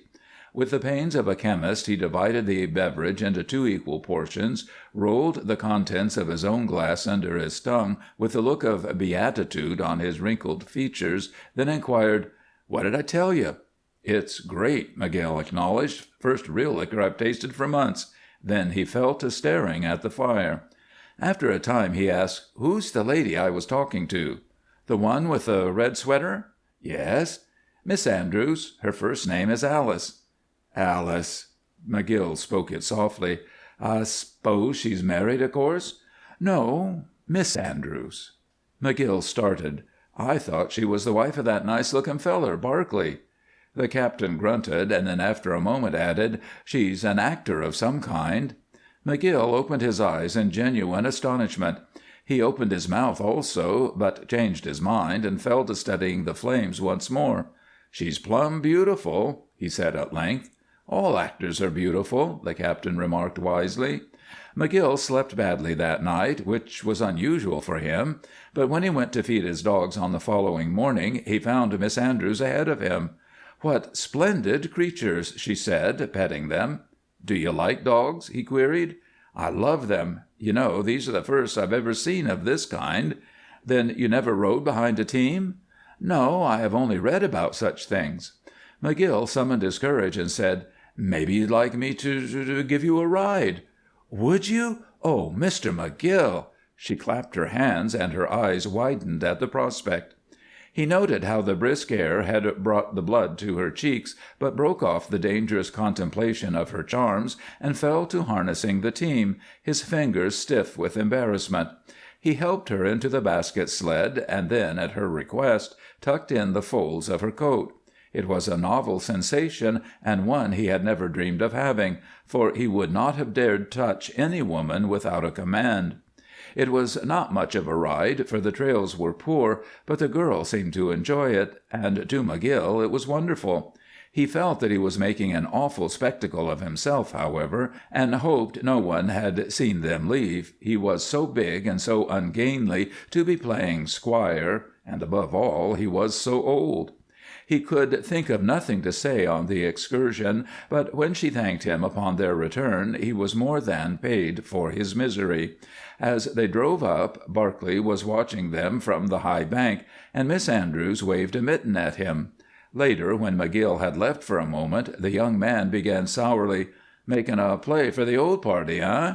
"He isn't old," said Miss Andrews carelessly. "What's the idea?" "I don't know that I have any idea. Why?" "I'm interested, naturally." "You needn't be. It's every one for himself up here, and you don't seem to be getting ahead very fast." "I see. McGill's due to be a millionaire, and I'm down and out," Barclay sneered. "Well, we're neither of us children. If you can land him, more power to you." "I wouldn't stand in your way," said Miss Andrews coldly, "and I don't intend that you shall stand in mine." "Is that the only way you look at it?" Barclay wore an ugly frown that seemed genuine. She met it with a mere shrug, causing him to exclaim hotly, "If you don't care any more than that, I won't interfere." He turned and walked away. Those were wonderful days for McGill. Instead of hurrying back to his work, he loitered. With a splendid disregard of convention, he followed the girl about hourly, and was too drunk with her smiles to hear the comment his actions evoked. He had moments of despair when he saw himself as a great awkward bear, more aptly designed to frighten than to woo a woman, but these periods of depression gave way to the keenest delight at some word of encouragement from Alice Andrews. He did not fully realize that he had asked her to marry him until it was all over, but she seemed to understand so fully what was in his heart that she had drawn it from him before he really knew what he was saying. And then the joy of her acceptance! It stunned him. When he had finally torn himself away from her side, he went out and stood bareheaded under the northern lights to let it sink in. There were no words in his vocabulary, no thoughts in his mind, capable of expressing the marvel of it. The gorgeous colors that leaped from horizon to zenith were no more glorious than the riot that flamed within his soul. She loved him, Dan McGill, and she was a white woman. When he thought how beautiful and young she was, his heart overflowed with a gentle tenderness which rivaled that of any mother. Still in a dream, he related the miracle to the steamboat captain, who took the announcement in silence. This old man had wintered inside the circle and knew something of the woman hunger that comes to strong men in solitude. He was observant, moreover, and had seen good girls made bad by the fires of the frontier, as well as bad women made good by marriage. There being no priest nearer than Nulato, it was perforce a contract marriage. A lawyer in the party attended to the papers, and it pleased the woman to have Barclay sign as a witness. Then she and McGill set out for Ophir, a trip he never forgot. The sled was laden with things to make a bride comfortable, so they were forced to walk, but they might have been flying for all he knew. Alice was very ignorant of northern ways, childishly so, and it afforded him the keenest delight to initiate her into the mysteries of trail life. And when night drew near and they made camp, what joy it was to hear her exclamations of wonder at his adeptness. She loved to see his axe sink to the eye in the frozen fir trunks, and to join his shout when the tree fell crashing in a great upheaval of white. Then, when their tiny tent, nestling in some sheltered grove, was glowing from the candlelight and the red-hot stove had rooted the cold, he would make her lie back on the fragrant springy couch of boughs, while he smoked and did the dishes and told her shyly of the happiness that had come upon him. He waited upon her hand and foot. He stood between her and every peril of the wilds. And while it was all delightfully bewildering to him, it was likewise very strange and exciting to his bride. The deathly silence of the bitter nights, illumined only by the awesome aurora borealis, the terrific immensity of the solitudes, with their white-burdened forests of fir that ran up and over the mountains and away to the ends of the world, the wild wolf-dogs that feared nothing except the voice of their master, and yet fawned upon him with a passion that approached ferocity, it all played upon the woman's fancy strangely. For the first time in her tempestuous career she was nearly happy. It was worth some sacrifice to possess the devotion of a man like McGill. It was worth even more to know that her years of uncertainty and strife were over. His gentleness annoyed her at times, but on the other hand she was grateful for the shyness that handicapped him as a lover. On the whole, however, it was a good bargain, and she was fairly well content. As for McGill, he expanded, he effloresced, if such a nature as his could be said to bloom. He explored the hindermost recesses of his being, and brought forth his secrets for her to share. He told her all about himself, without the slightest reservation, and when he was done she knew him clear to his least thought. It was an unwise thing to do, but McGill was not a wise man, and the story seemed to please her. Above all, she took an interest in his business affairs, which was gratifying. Time and again she questioned him shrewdly about his mining properties, which made him think that here was a woman who would prove a helpmate. Their arrival at Ophir was the occasion for a rough, spontaneous welcome that further turned her head. McGill was loved, and once his townsmen had recovered from their amazement, they did their best to show his wife courtesies, which all went to strengthen her belief in his importance, and to add to her complacence. McGill was ashamed of his cabin at first, but she surprised him with the businesslike manner in which she went about fixing it up. Before his admiring eyes she transformed it by a few deft touches into what seemed to him a paradise. Heretofore he had witnessed women's handiwork only from a distance, and had never possessed a real home, so this was another wonder that it took time to appreciate. Eventually he pulled himself together and settled down to his affairs, but in the midst of his task it would sometimes come over him with a blinding rush that he was married, and that he had a wife who was no squaw, but a white woman, more beautiful than any dream creature, and so young that he might have been her father. The amazing strangeness of it never left him. But the adolescence of Ophir was short. It quickly outgrew its age of fictitious values, and its rapturous delusions vanished as hole after hole was put to bedrock and betrayed no pay. Entire valleys that were formerly considered rich were abandoned, and the driving snows erased the signs of human effort. Men came in out of the hills, cursing the luck that had brought them there. The gold-bearing area narrowed to a proved creek or two, where the ground was taken and where there were 10 men for every job. The saloons began to fill with idlers who talked much but spent nothing. One day the camp awakened to the fact that it was a failure.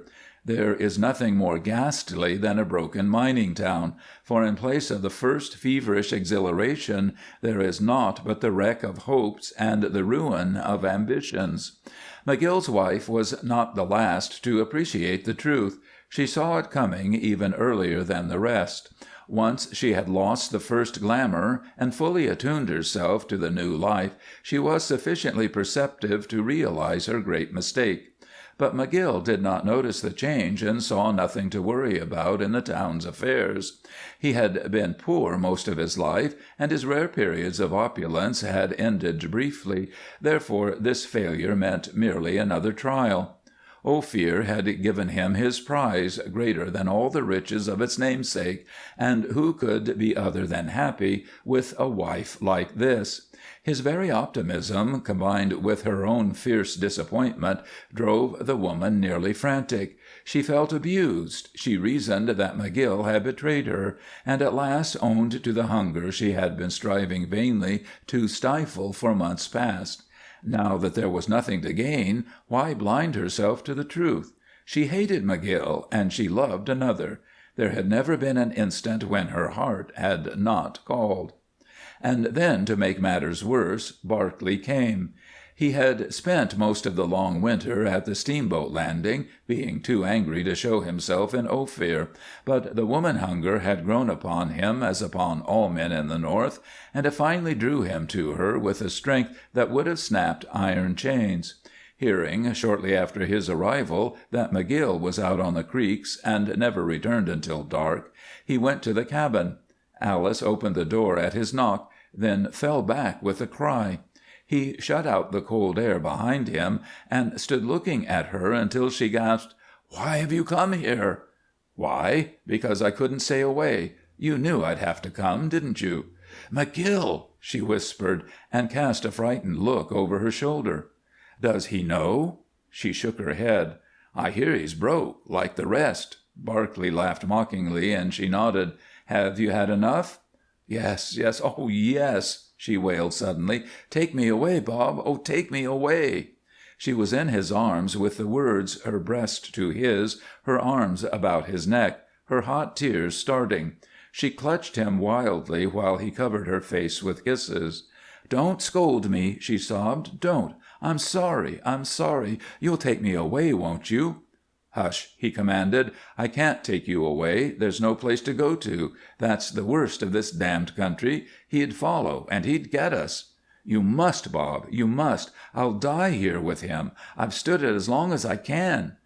"Don't be a fool. You'll have to go through with it now until spring.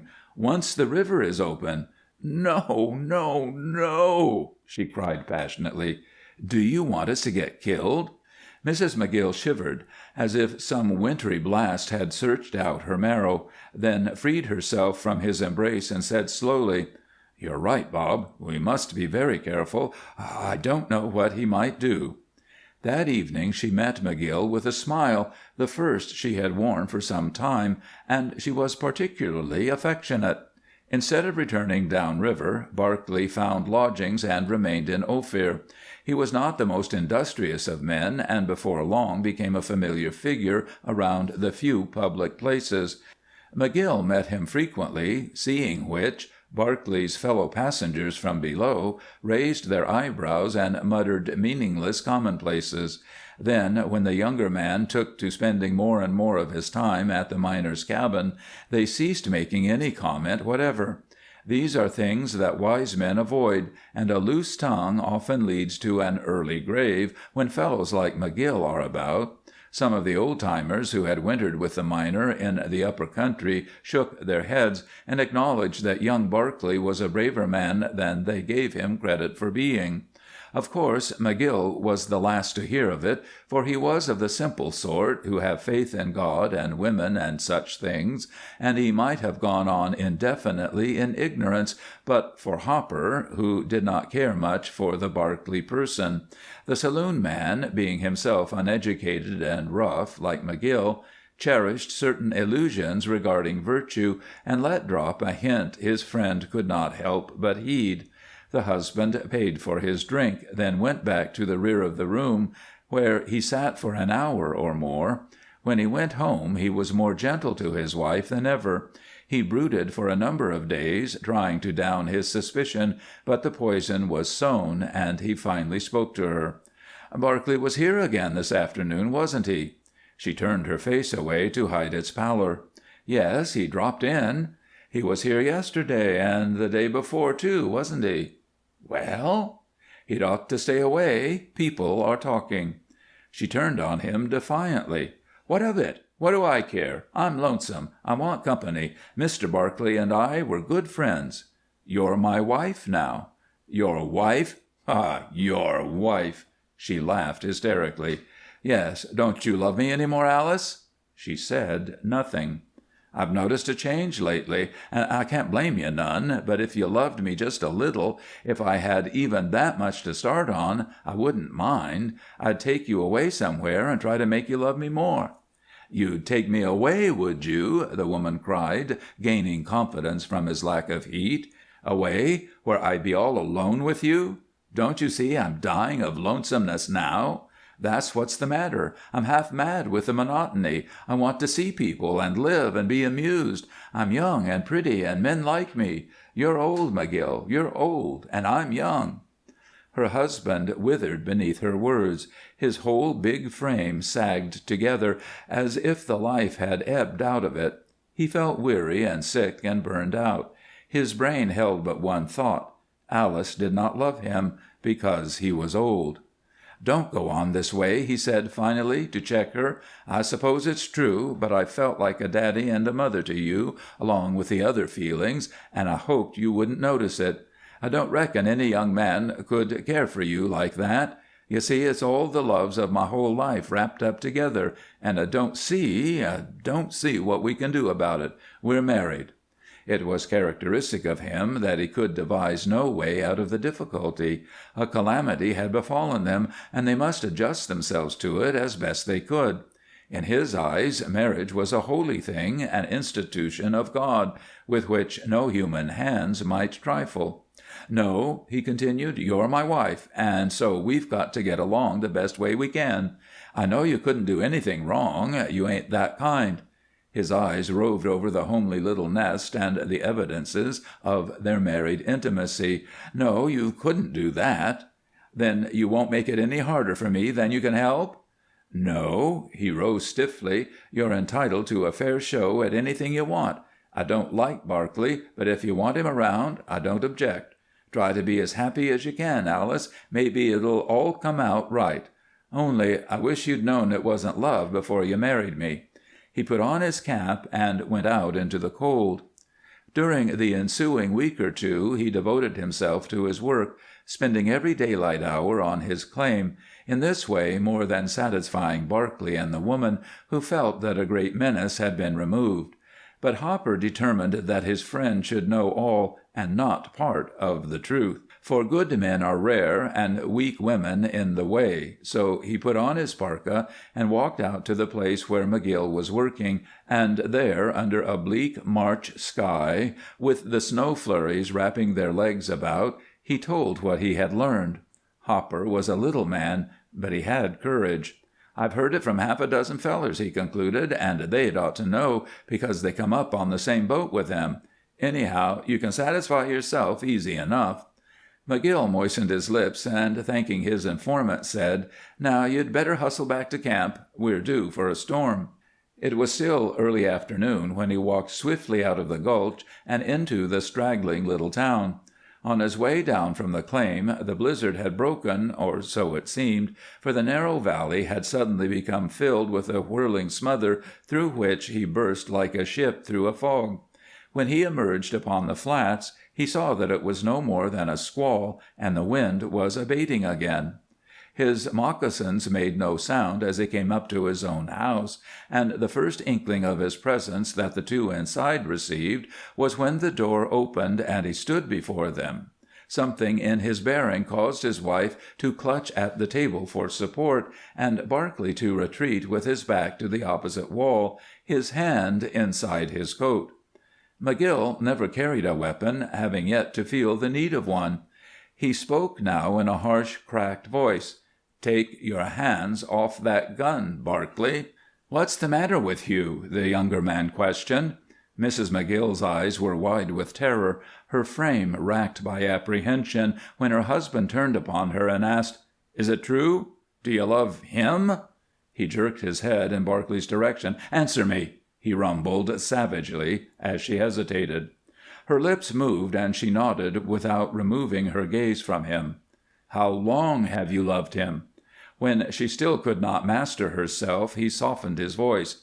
"You needn't be scared, Alice. I wouldn't hurt you." "A long time," she said, finally. McGill leveled a look at the other man. "That's right," Barclay agreed. "You might as well know." "They tell me that you and her had—" McGill ground his teeth, and his little eyes blazed. "That she didn't have no right to marry without telling me something about you." The former answered through white lips, "Well, everybody knew it except you, and you could have found out. I'd have married her some time myself if you hadn't come along." McGill's fingers opened slowly, at which the woman burst forth. No, don't do that. You can't blame him, Dan. I did it. Don't you understand? I'm the one. I loved him in Frisco long before I saw you, and I've loved him ever since. Take it out on me if you want to, but don't hurt him." "I don't reckon I'd have minded it much if I'd known the truth at the start," said McGill. "Most women have made mistakes at one time or another, at least most of those I've known have. No, it ain't that, but you married me knowing that you loved him all the time." "I tried to quit," cried the wife. "I tried to, but I couldn't. And what's the rottenest of all," McGill's voice was ugly again, "you made him best man at the wedding, or just the same. He stood up with us. Didn't you, Barclay?" The wife flung herself into the breach once more with a self-sacrifice that wrenched her husband's heart. "He didn't want to, but I made him. I thought you had money, and I was mad at him for letting me go, so I tried to hurt him. I wanted him to marry me, but he wouldn't, and I took you. When it was over, and I saw the kind of man you are, I tried to love you. Honestly, I did, but I couldn't.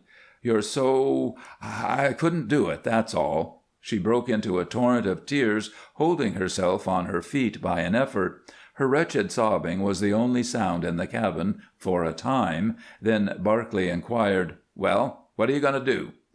McGill turned to his wife, ignoring Barclay. "I guess I understand things pretty well now, and I'm beginning to see your side.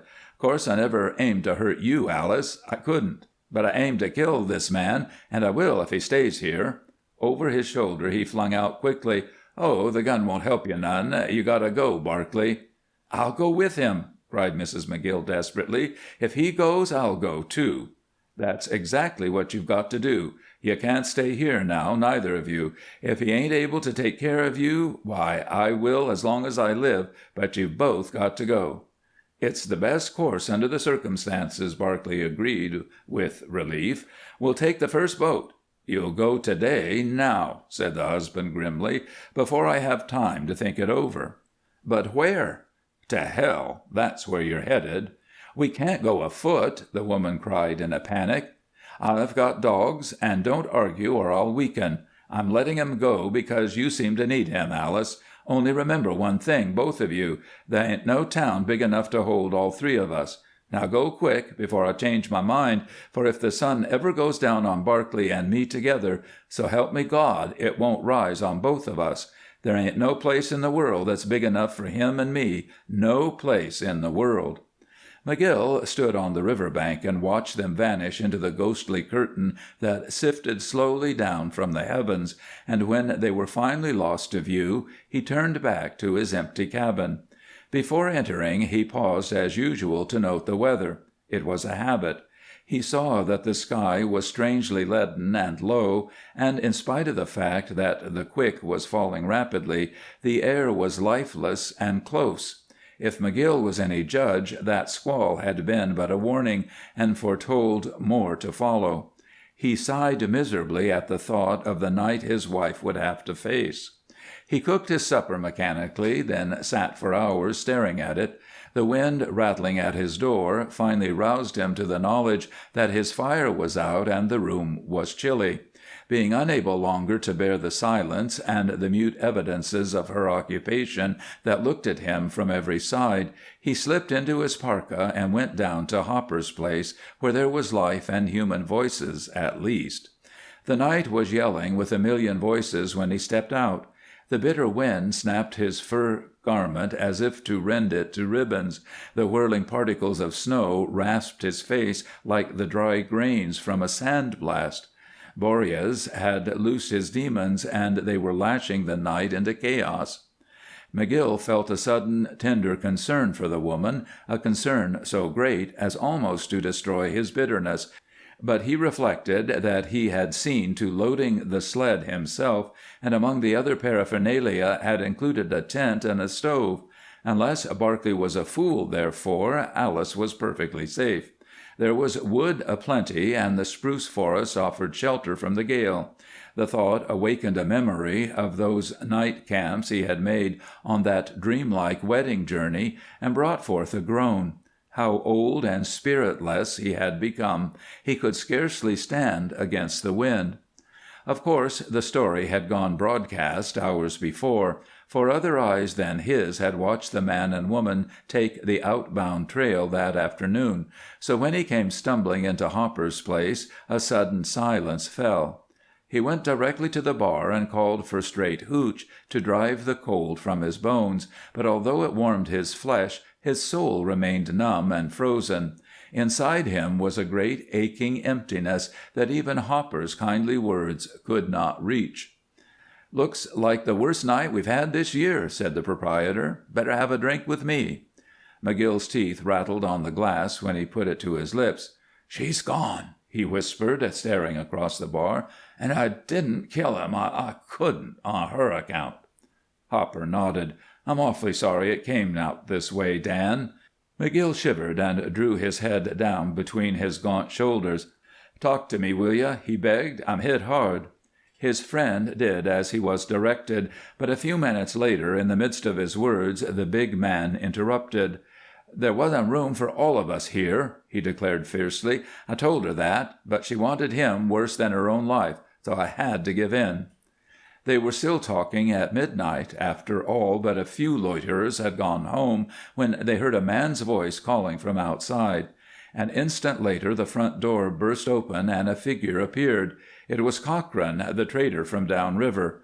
"Here, give me a hand," he bellowed through his ice-burdened beard, then plunged back into the hurricane to reappear with a woman in his arms. "I thought I'd never make it," he declared. "There's a man in the sled, too. Get some hooch and send for a doctor, quick." McGill uttered a cry, while the hand with which he gripped the bar went white at his pressure. "Where did you get them?" he questioned. 10 miles below," said Cochrane. "I was camped for the night when their dogs picked up my scent. They were half dead when they got to me, and he was in mighty bad shape. So I came through. I've been 5 hours on the road." 2 men brought in Barclay, at which McGill flung out a long arm and cried in a loud voice, "Is that man dead?" No one answered, so he strode forward, only to have the weakened traveler raise his head and say, "No, I'm not dead, McGill, but we had to come back." The wife was calling to her husband wretchedly, "Don't do it, Dan. We couldn't help it. We'll go tomorrow. We'll go. Please don't. We'll go." The onlookers, knowing something of the tragedy, drew back, watching McGill, who still stared into the face of the man who had robbed him of everything. "Do you remember what I told you?" he questioned inflexibly.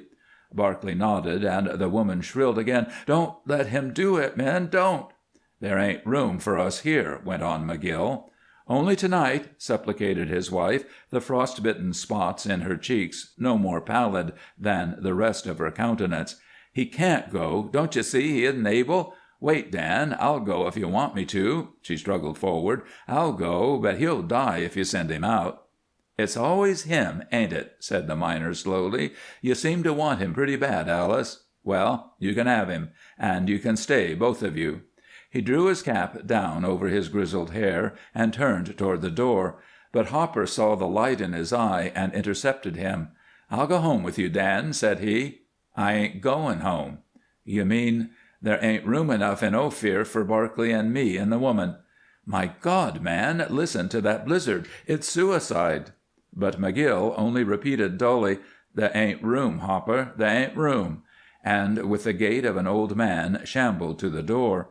When he opened it, the storm shrieked in glee and rushed in, wrapping him up to the middle in its embrace. He closed the door behind him, then went stumbling off into the night, and as he crept blindly forth upon the frozen bosom of the river, the bellowing wind wiped out his footprints an arm's length at his back. End of Story 10.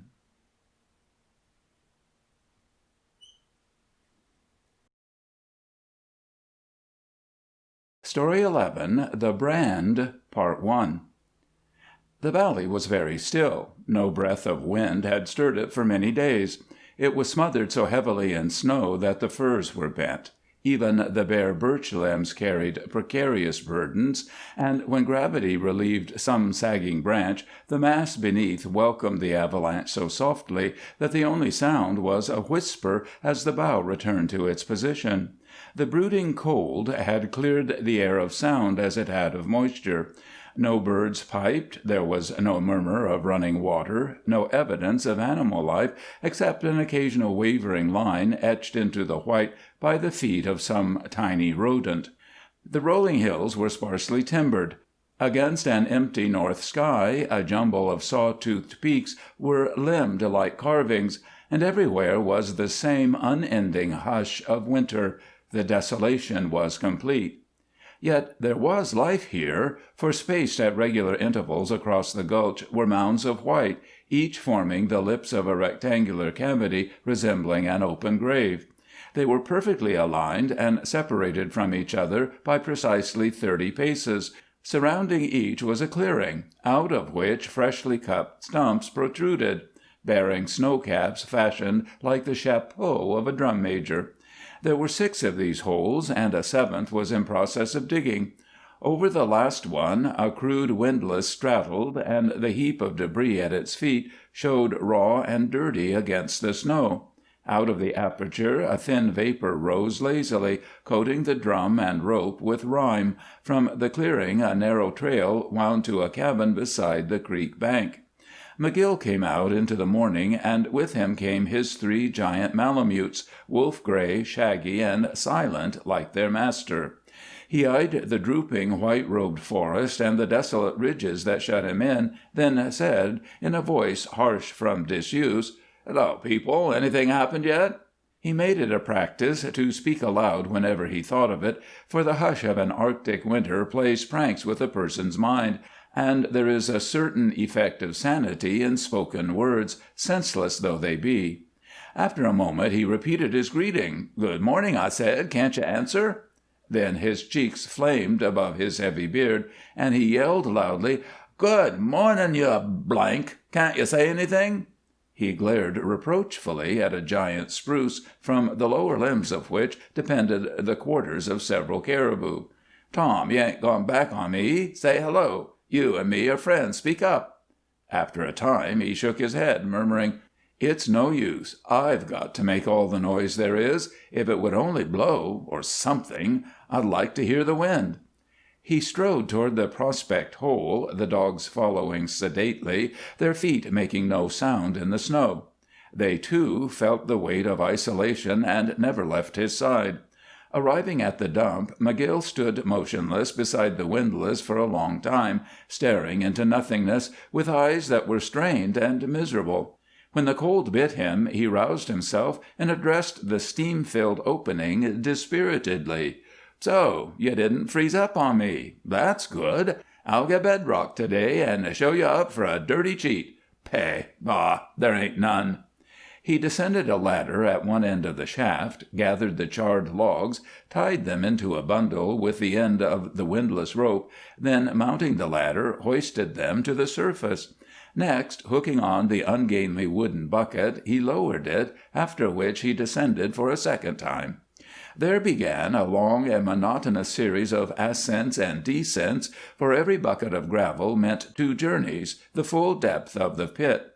It was a tedious and primitive process, involving a tremendous waste of effort, but he was methodical, and each time the tub rose it carried a burden sufficient to tax the strength of 2 men. He handled it easily, however, and by midday had removed the thawed ground and scraped a sample from close to frost.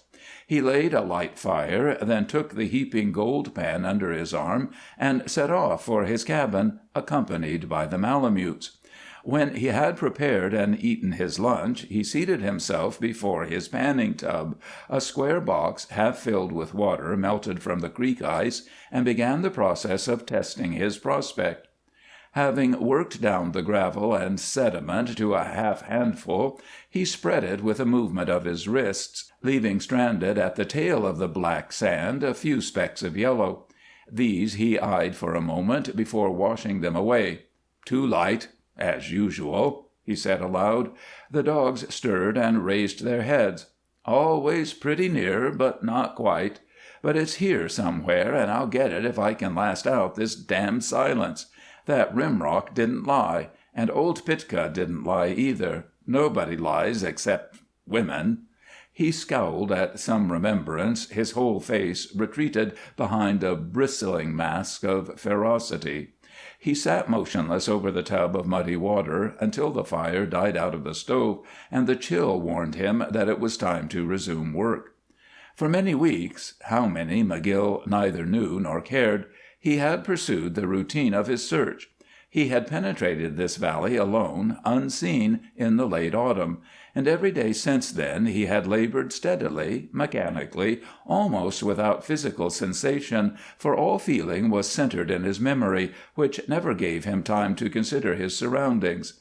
Spring was coming now, the sun was already peeping over the southern hills in the middle of its daily journey, and during this time there had been but 2 interruptions which had roused him from his apathy.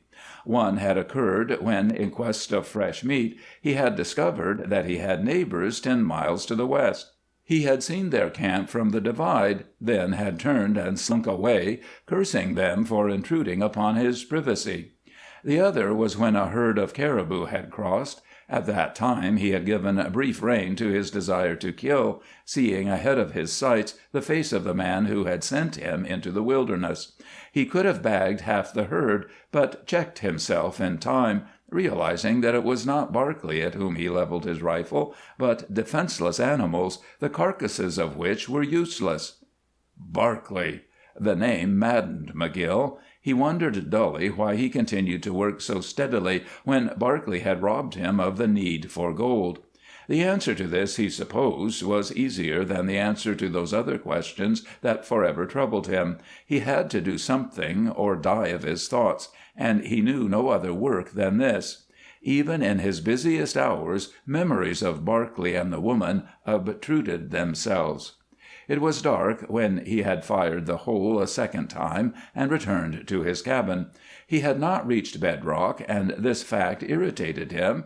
He was growing very irritable, it seemed.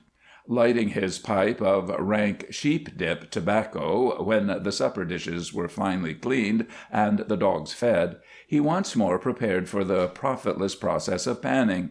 But he noticed that this sample of gravel was different to any he had yet found, being of a peculiar ashen color. He felt it with practised fingers, and discovered it to be gritty and full of sediment. "Feels good," he said aloud, "but I'll bet it's barren." He had panned so many samples that all eagerness, all curiosity as to the outcome had long since disappeared. Therefore his movements were purely perfunctory as he dissolved the clay lumps and washed the gravels down. He paused halfway through the operation to dry his hands and relight his pipe, then fell to thinking of Barclay and the woman once more, and remained so for a long time. When he resumed his task, it was with glazed, unseeing eyes. He was about to dump the last dregs carelessly, when something just slipping over the edge of the pan caught his eye and caused him to tilt the receptacle abruptly. The breath whistling in his throat roused the dogs. McGill closed his eyes for an instant, then reached unsteadily for the candle. A movement of his wrist ran the water across the pan bottom and spread the black sand thinly. Instantly there leaped out against the black metal a heap of bright, clean, yellow particles, which lay as if glued together.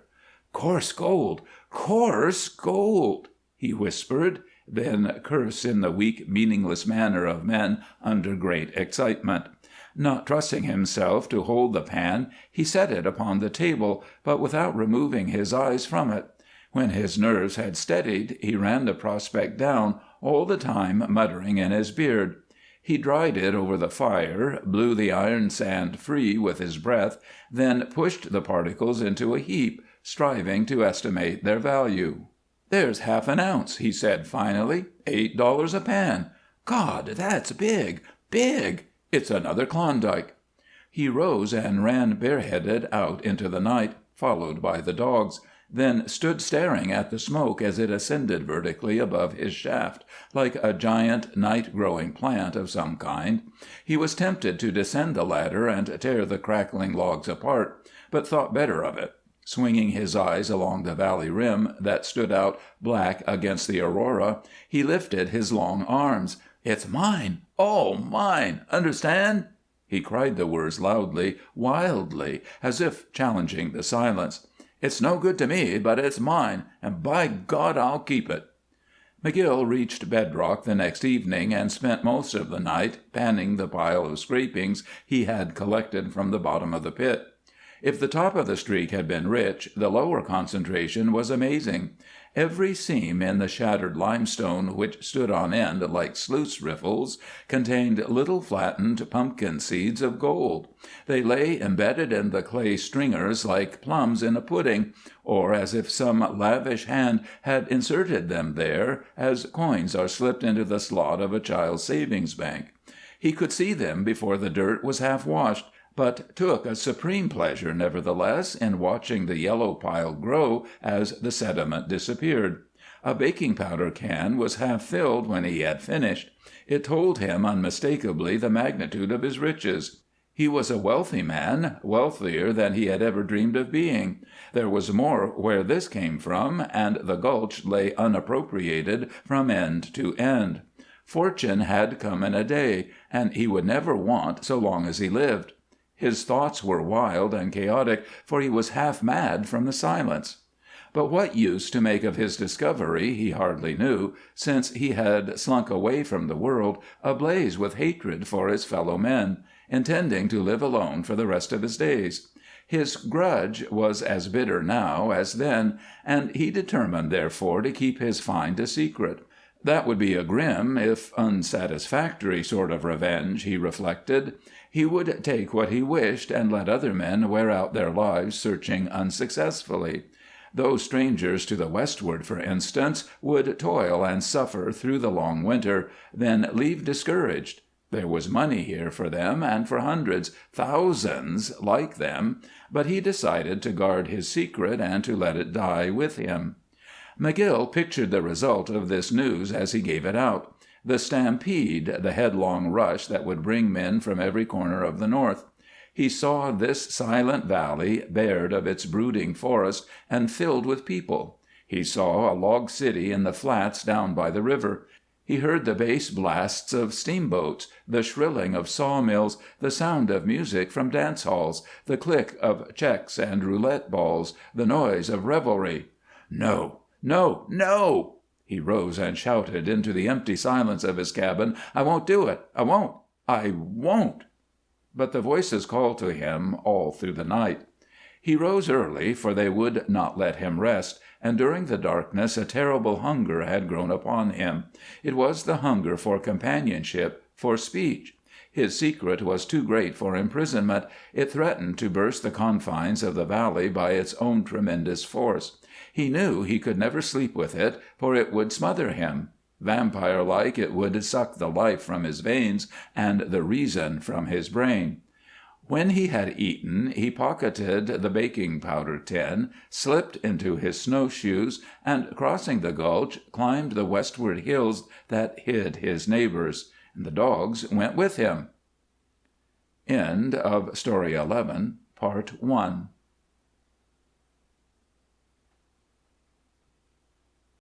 Story 11, The Brand, Part 2. News of the John Daniels strike reached Ophir in July, when a ragged, unkempt man arrived in a poling boat. He was one of the party that had camped west of McGill, and he ate a raw potato with the ravenous appetite of an animal while waiting for his first meal at the Miner's Rest. Between mouthfuls he gave the word that set the town ablaze. When he had bought a ton of grub at the A.C. store and weighed out payment in bright pumpkin-seed gold, he went to Hopper's saloon and handed the proprietor a folded paper. Hopper read it uncomprehendingly. "This is a location notice recorded in my name," the latter said, turning the document uncomprehendingly as if to see if it contained a message on the reverse side. The stranger nodded. "Number 4 above on John Daniels Creek. John staked for you, and told me to tell you to come. We've struck it rich." Hopper's hand shook. He stared at the speaker in bewilderment. "John Daniels? I don't seem to remember him." "He's a big, slab-sided man with a deep voice and eyes like ice." The listener started. "Is he skookum?" "Stronger'n any 2 men." "God, it's McGill!" "I thought so, but I never saw him only once. That was in Circle. He's changed now, got a beard. He said you done him a favor once. You're his friend, ain't you?" "I am." "What's the trouble with him?" There was a pause. "You can tell me. He put me and my 5 partners in on his strike. I'm taking grub to him and the others." "Oh, it was about a woman, of course. It always is. Everybody here knows the story. She was no good except to look at. Feller named Barclay brought her into the country, but Dan didn't know it, so he up and marries her. She thought he had money, and when she found he was broke like the rest of us, she and Barclay began cutting up again. It was rotten. I came near putting Barclay away, but figured Dan wouldn't like anybody to do his work, so I told him. He went out to clean the slate, but found his wife was crazy about the skunk, and always had been, so he sent 'em away together. He done it for her sake, but he warned 'em to stay off his trail because no camp was big enough to hold all 3 of 'em. It was blizzardy, and what did the blame fools do but get caught 10 miles below here? Cochrane brought 'em back that night on his sled. McGill was here, right where you're standin', when they were lugged in. When he seen Barclay, he went after him again, figuring, I suppose, that God was disgusted with his proposition and had sent the feller back to be finished." "Good," said the stranger. "And he got him, huh?" "No, Barclay wasn't more'n half dead, and the woman fell to begging for his life again. She appealed to all of us. McGill must have loved her more'n we give him credit for, because when he saw that neither one of them was able to leave, he left instead. He walked right out of that door into the wickedest storm we had that season, and we never seen him again. Everybody thought he froze, or the wolves got him. That was a year ago last winter." "What become of the woman?" "Oh, her and Barclay left for Dawson on the first boat. I guess they saw we didn't enjoy him here."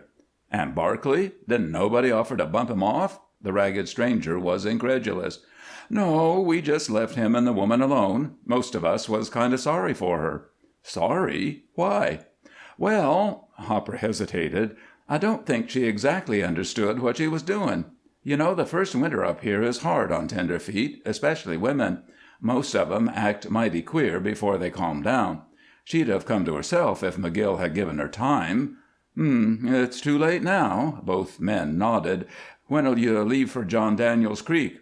"When? Now. I've got enough of this camp, and I'll have these bar fixtures packed in 2 hours."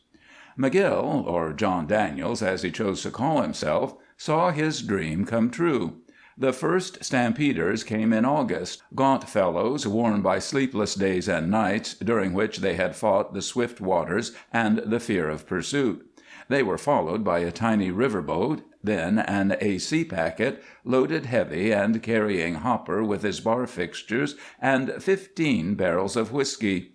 She had been aground 100 times and had passed other stranded craft laden with men who cursed her as she gained the lead. A city of tents sprang up on the flats. It changed to one of cabins when the first snows flew. John Daniels Creek was overrun. At nights its tortuous course was lit by glowing fires. Smoke hung above it constantly. It became pitted with prospect holes. Trails were broken to adjoining creeks where similar scenes were enacted. But of all who came, few saw, and almost none spoke to, John Daniels himself, for he never went to town, and there was no welcome at his cabin. Of course, his name was on every tongue, but he toiled underground by day and hid himself by night. Sometimes Hopper, on his way to or from No. 4 above, would stop over and spend an evening with him, but not often. Meanwhile, great ash-gray pay dumps grew upon discovery, and there were rumors of a fabulous bedrock inlaid with gold, but Daniels did all his own sampling, so there was no way of verifying the reports. When the spring sluicing was finished, it was said that he had cleaned up $500,000. Daniels himself, huge, gaunt, gray-bearded, and silent, saw his gold loaded aboard the first steamer and accompanied it to the outside, this being his first trip to the States in 10 years. During his absence, the new camp of Arcadia grew, for its fame had spread. It changed from a formless cluster of log shacks to a small city of sawed lumber and paint. One season had made the wilderness into a frontier town, the next made of it a metropolis. With the current that flowed thither from the distant camps came the scum of the north country. Following the first tide of venturesome, strong-limbed men came the weaklings, the maimed and crooked of body and soul, the parasites and idlers. Among these there were women of the customary kind, and a number of men who lived upon their earnings. Barclay was one of them. Arcadia was in the fullest riot of its growth when John Daniels returned, late in the autumn. He had expected to find a change, but he was unprepared for the startling transformation that greeted his eyes. It stirred him deeply, for the town was his, he had made it, his hands had given it life. He wondered if this could be his desolate camping place of 2 seasons before. Where was the melancholy forest, the brooding silence? As he walked up the front street past the painted stores, the vigorous life and optimism of the place electrified him. He heard laughter and music, the tinkle of pianos from the dance halls, the sounds of revelry. The air was filled with clamor, it was pungent with smoke and with the manifold odors of a city. Everywhere was activity and haste. Of course, the news of his return spread swiftly, for he was a personage, but before the curious could mark him he had left for the creek that bore his name, where 100 men were preparing to drift out Discovery pay streak under his supervision. He remained there a month, during which the first gray snows turned white and brought that peculiar loneliness, that depression of spirit which marks the beginning of winter. Then one day he decided to go to town. The impulse surprised him, for he had meant to shun the place, as always, but his summer in the world outside had worked a change, and something within him hungered for companionship. The glare of lights, the sight of animated faces. Then, too, he was curious to examine this town of his at closer range. It was worth seeing, he decided proudly, during his inspection. It was a splendid, healthy camp. He walked the front street, then prowled through the regions behind.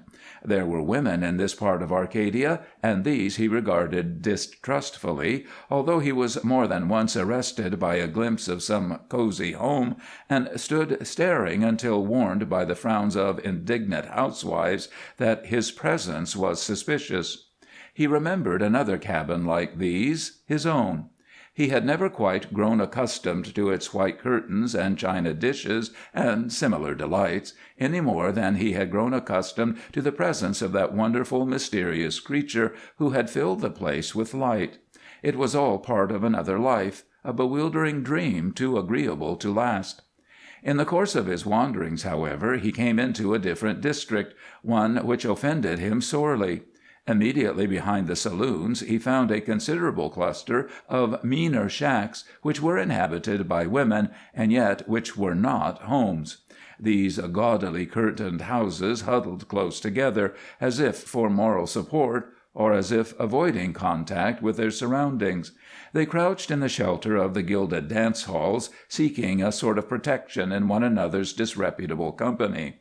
From some of the windows haggard faces smiled at Daniels, and he heard sounds of a merrymaking that were particularly offensive at this hour.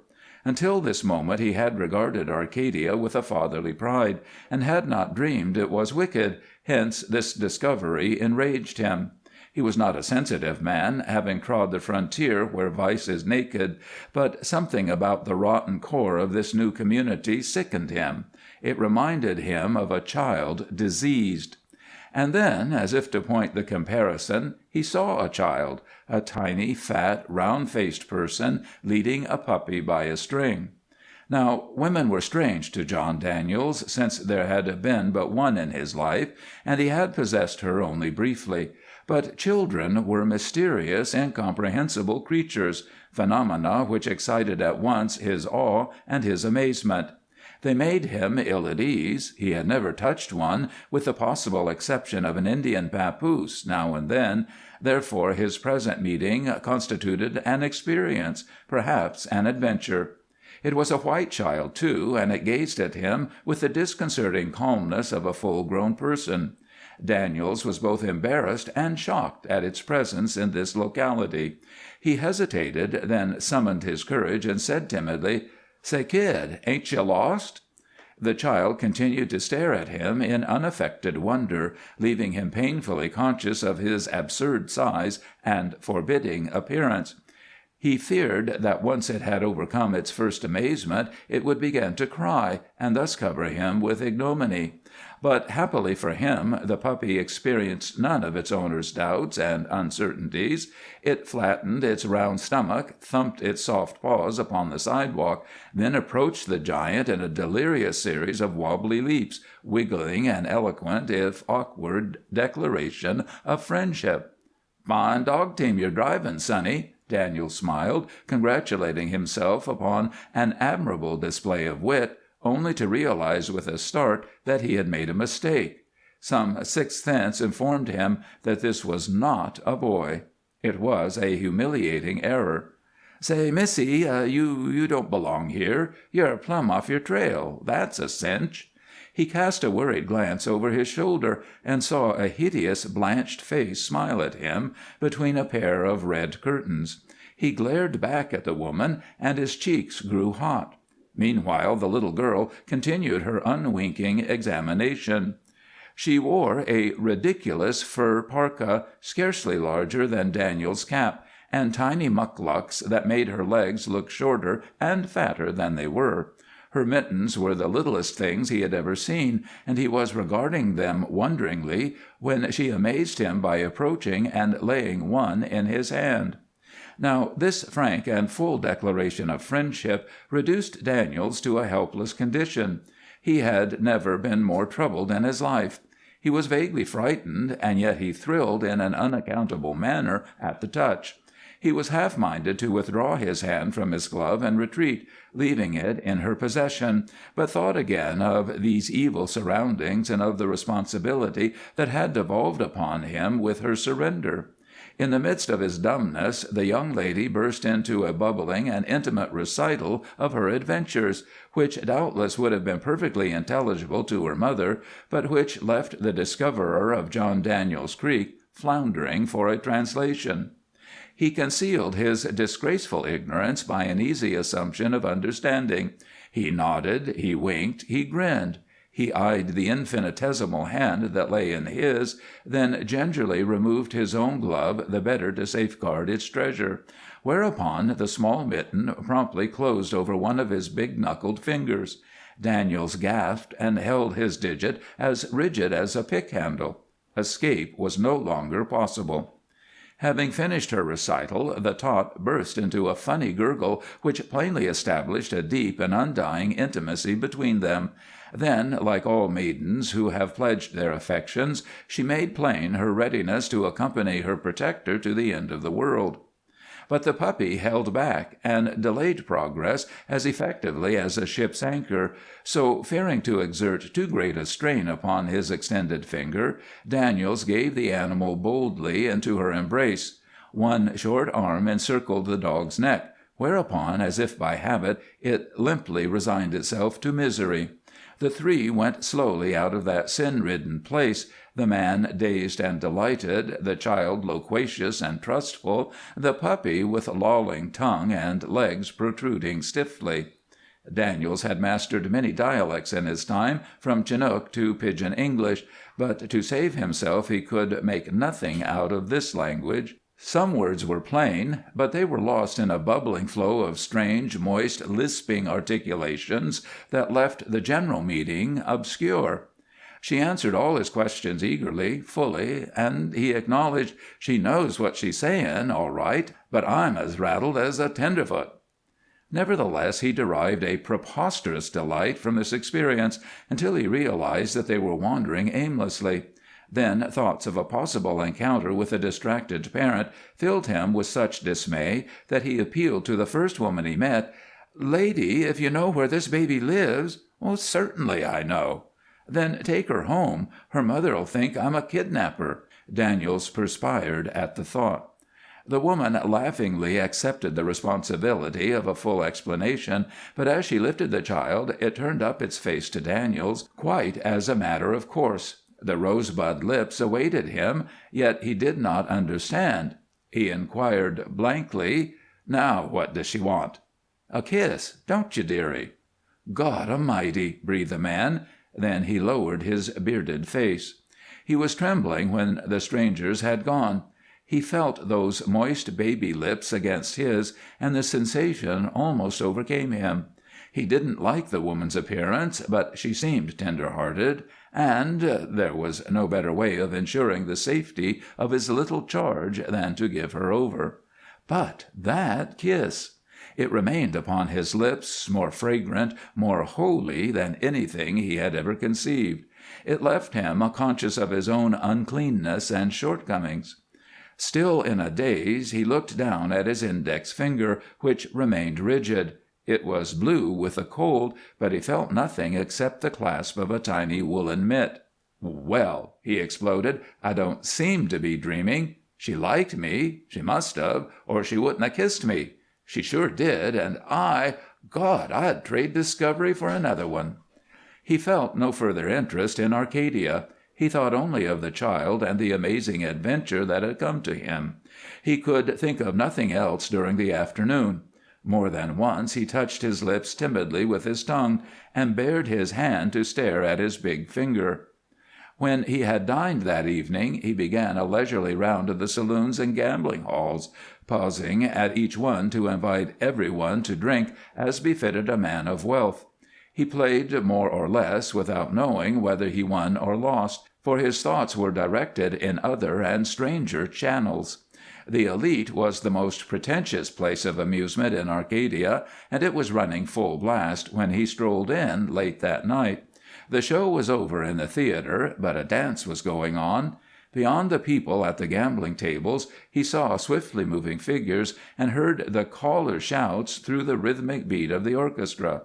He looked on with some interest until he could engage the attention of a bartender, then said, "Call everybody up for a drink."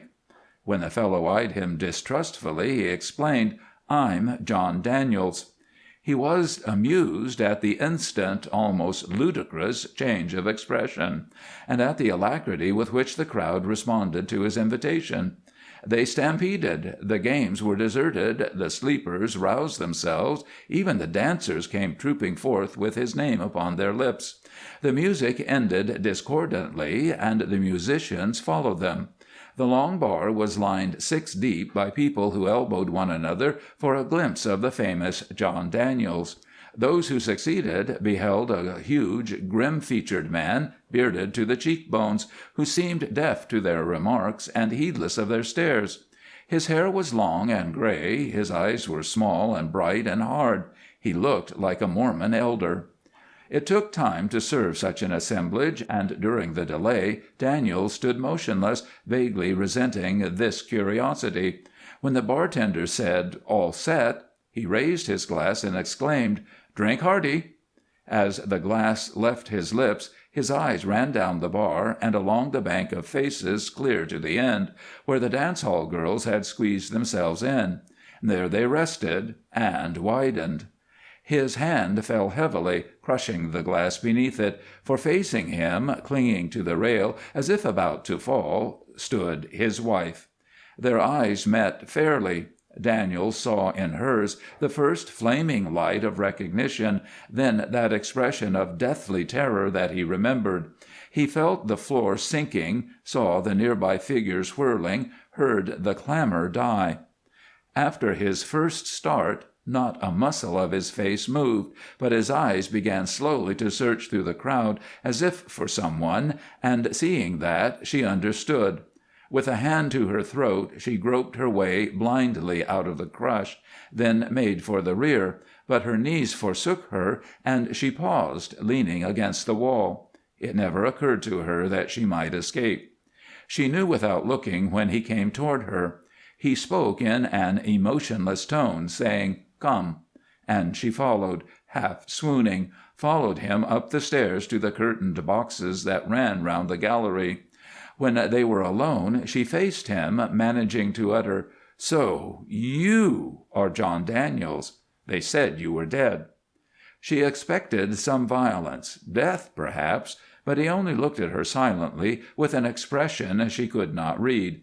She felt she must scream. She swayed. Her eyes were filmed with terror.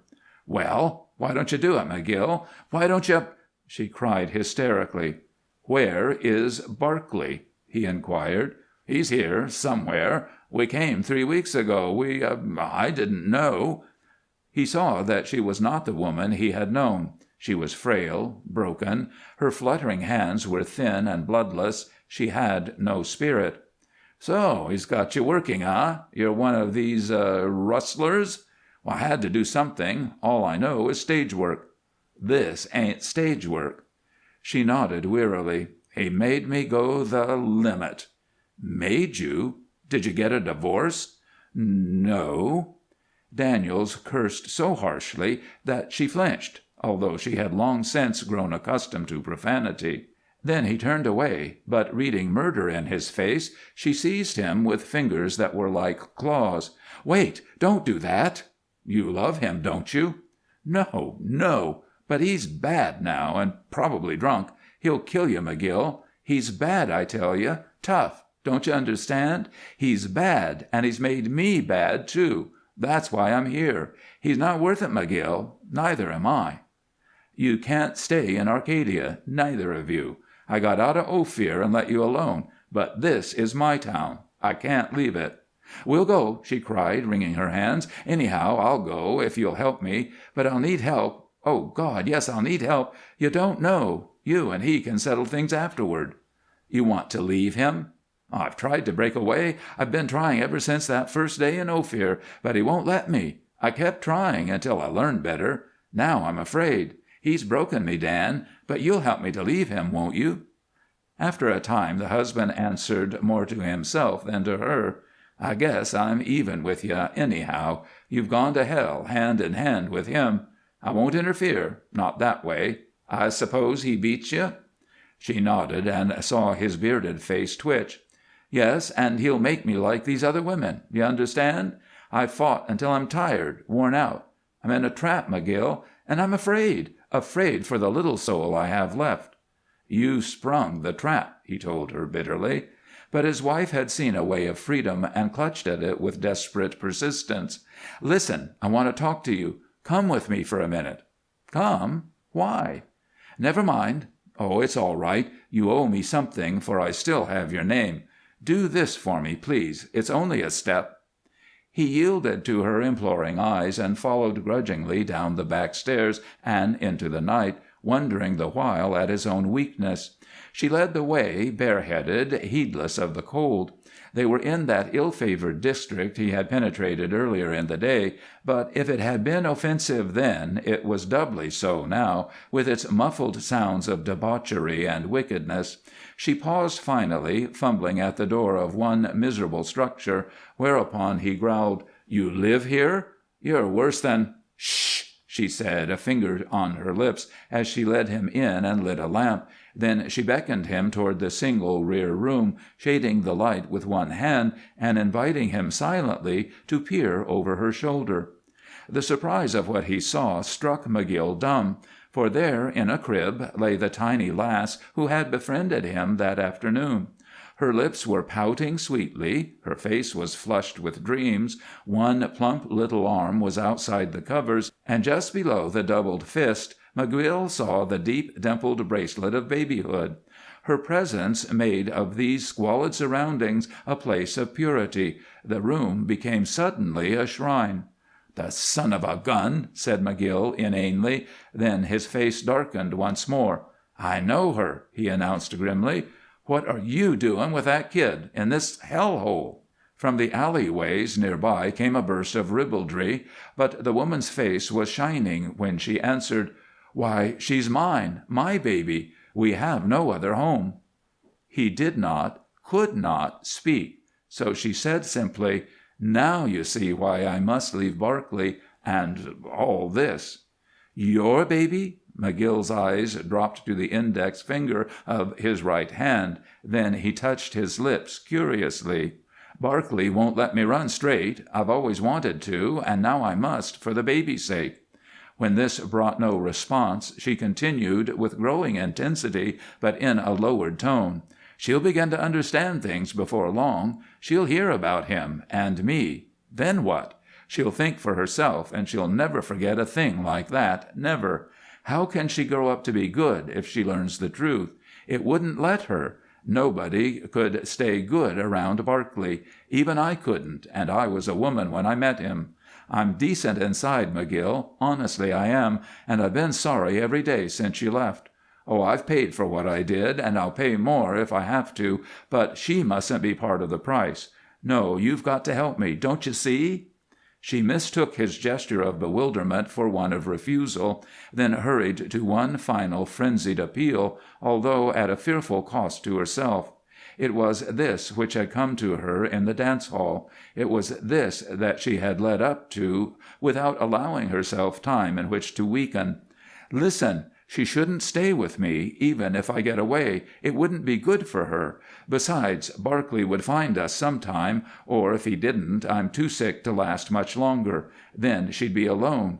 You're rich, McGill. You're John Daniels. You'll have to take her. Not for my sake, understand, but—" "I?" the man started. "I take Barclay's baby? Great God!" There was a moment of silence, during which the wife strove to steady herself, and then she said, "She's not his. She's yours. Ours." McGill uttered a great cry. It issued from the depths of his being and racked him dreadfully. He swung ponderously toward the rear room, then fell to trembling so that he could not proceed. He stared at the woman, lifted his hands, then dropped them. His lips shook. A fretful, sleepy complaint issued from the chamber at which the mother raised a warning finger, and the necessity for silence calmed him more quickly than anything else could have done.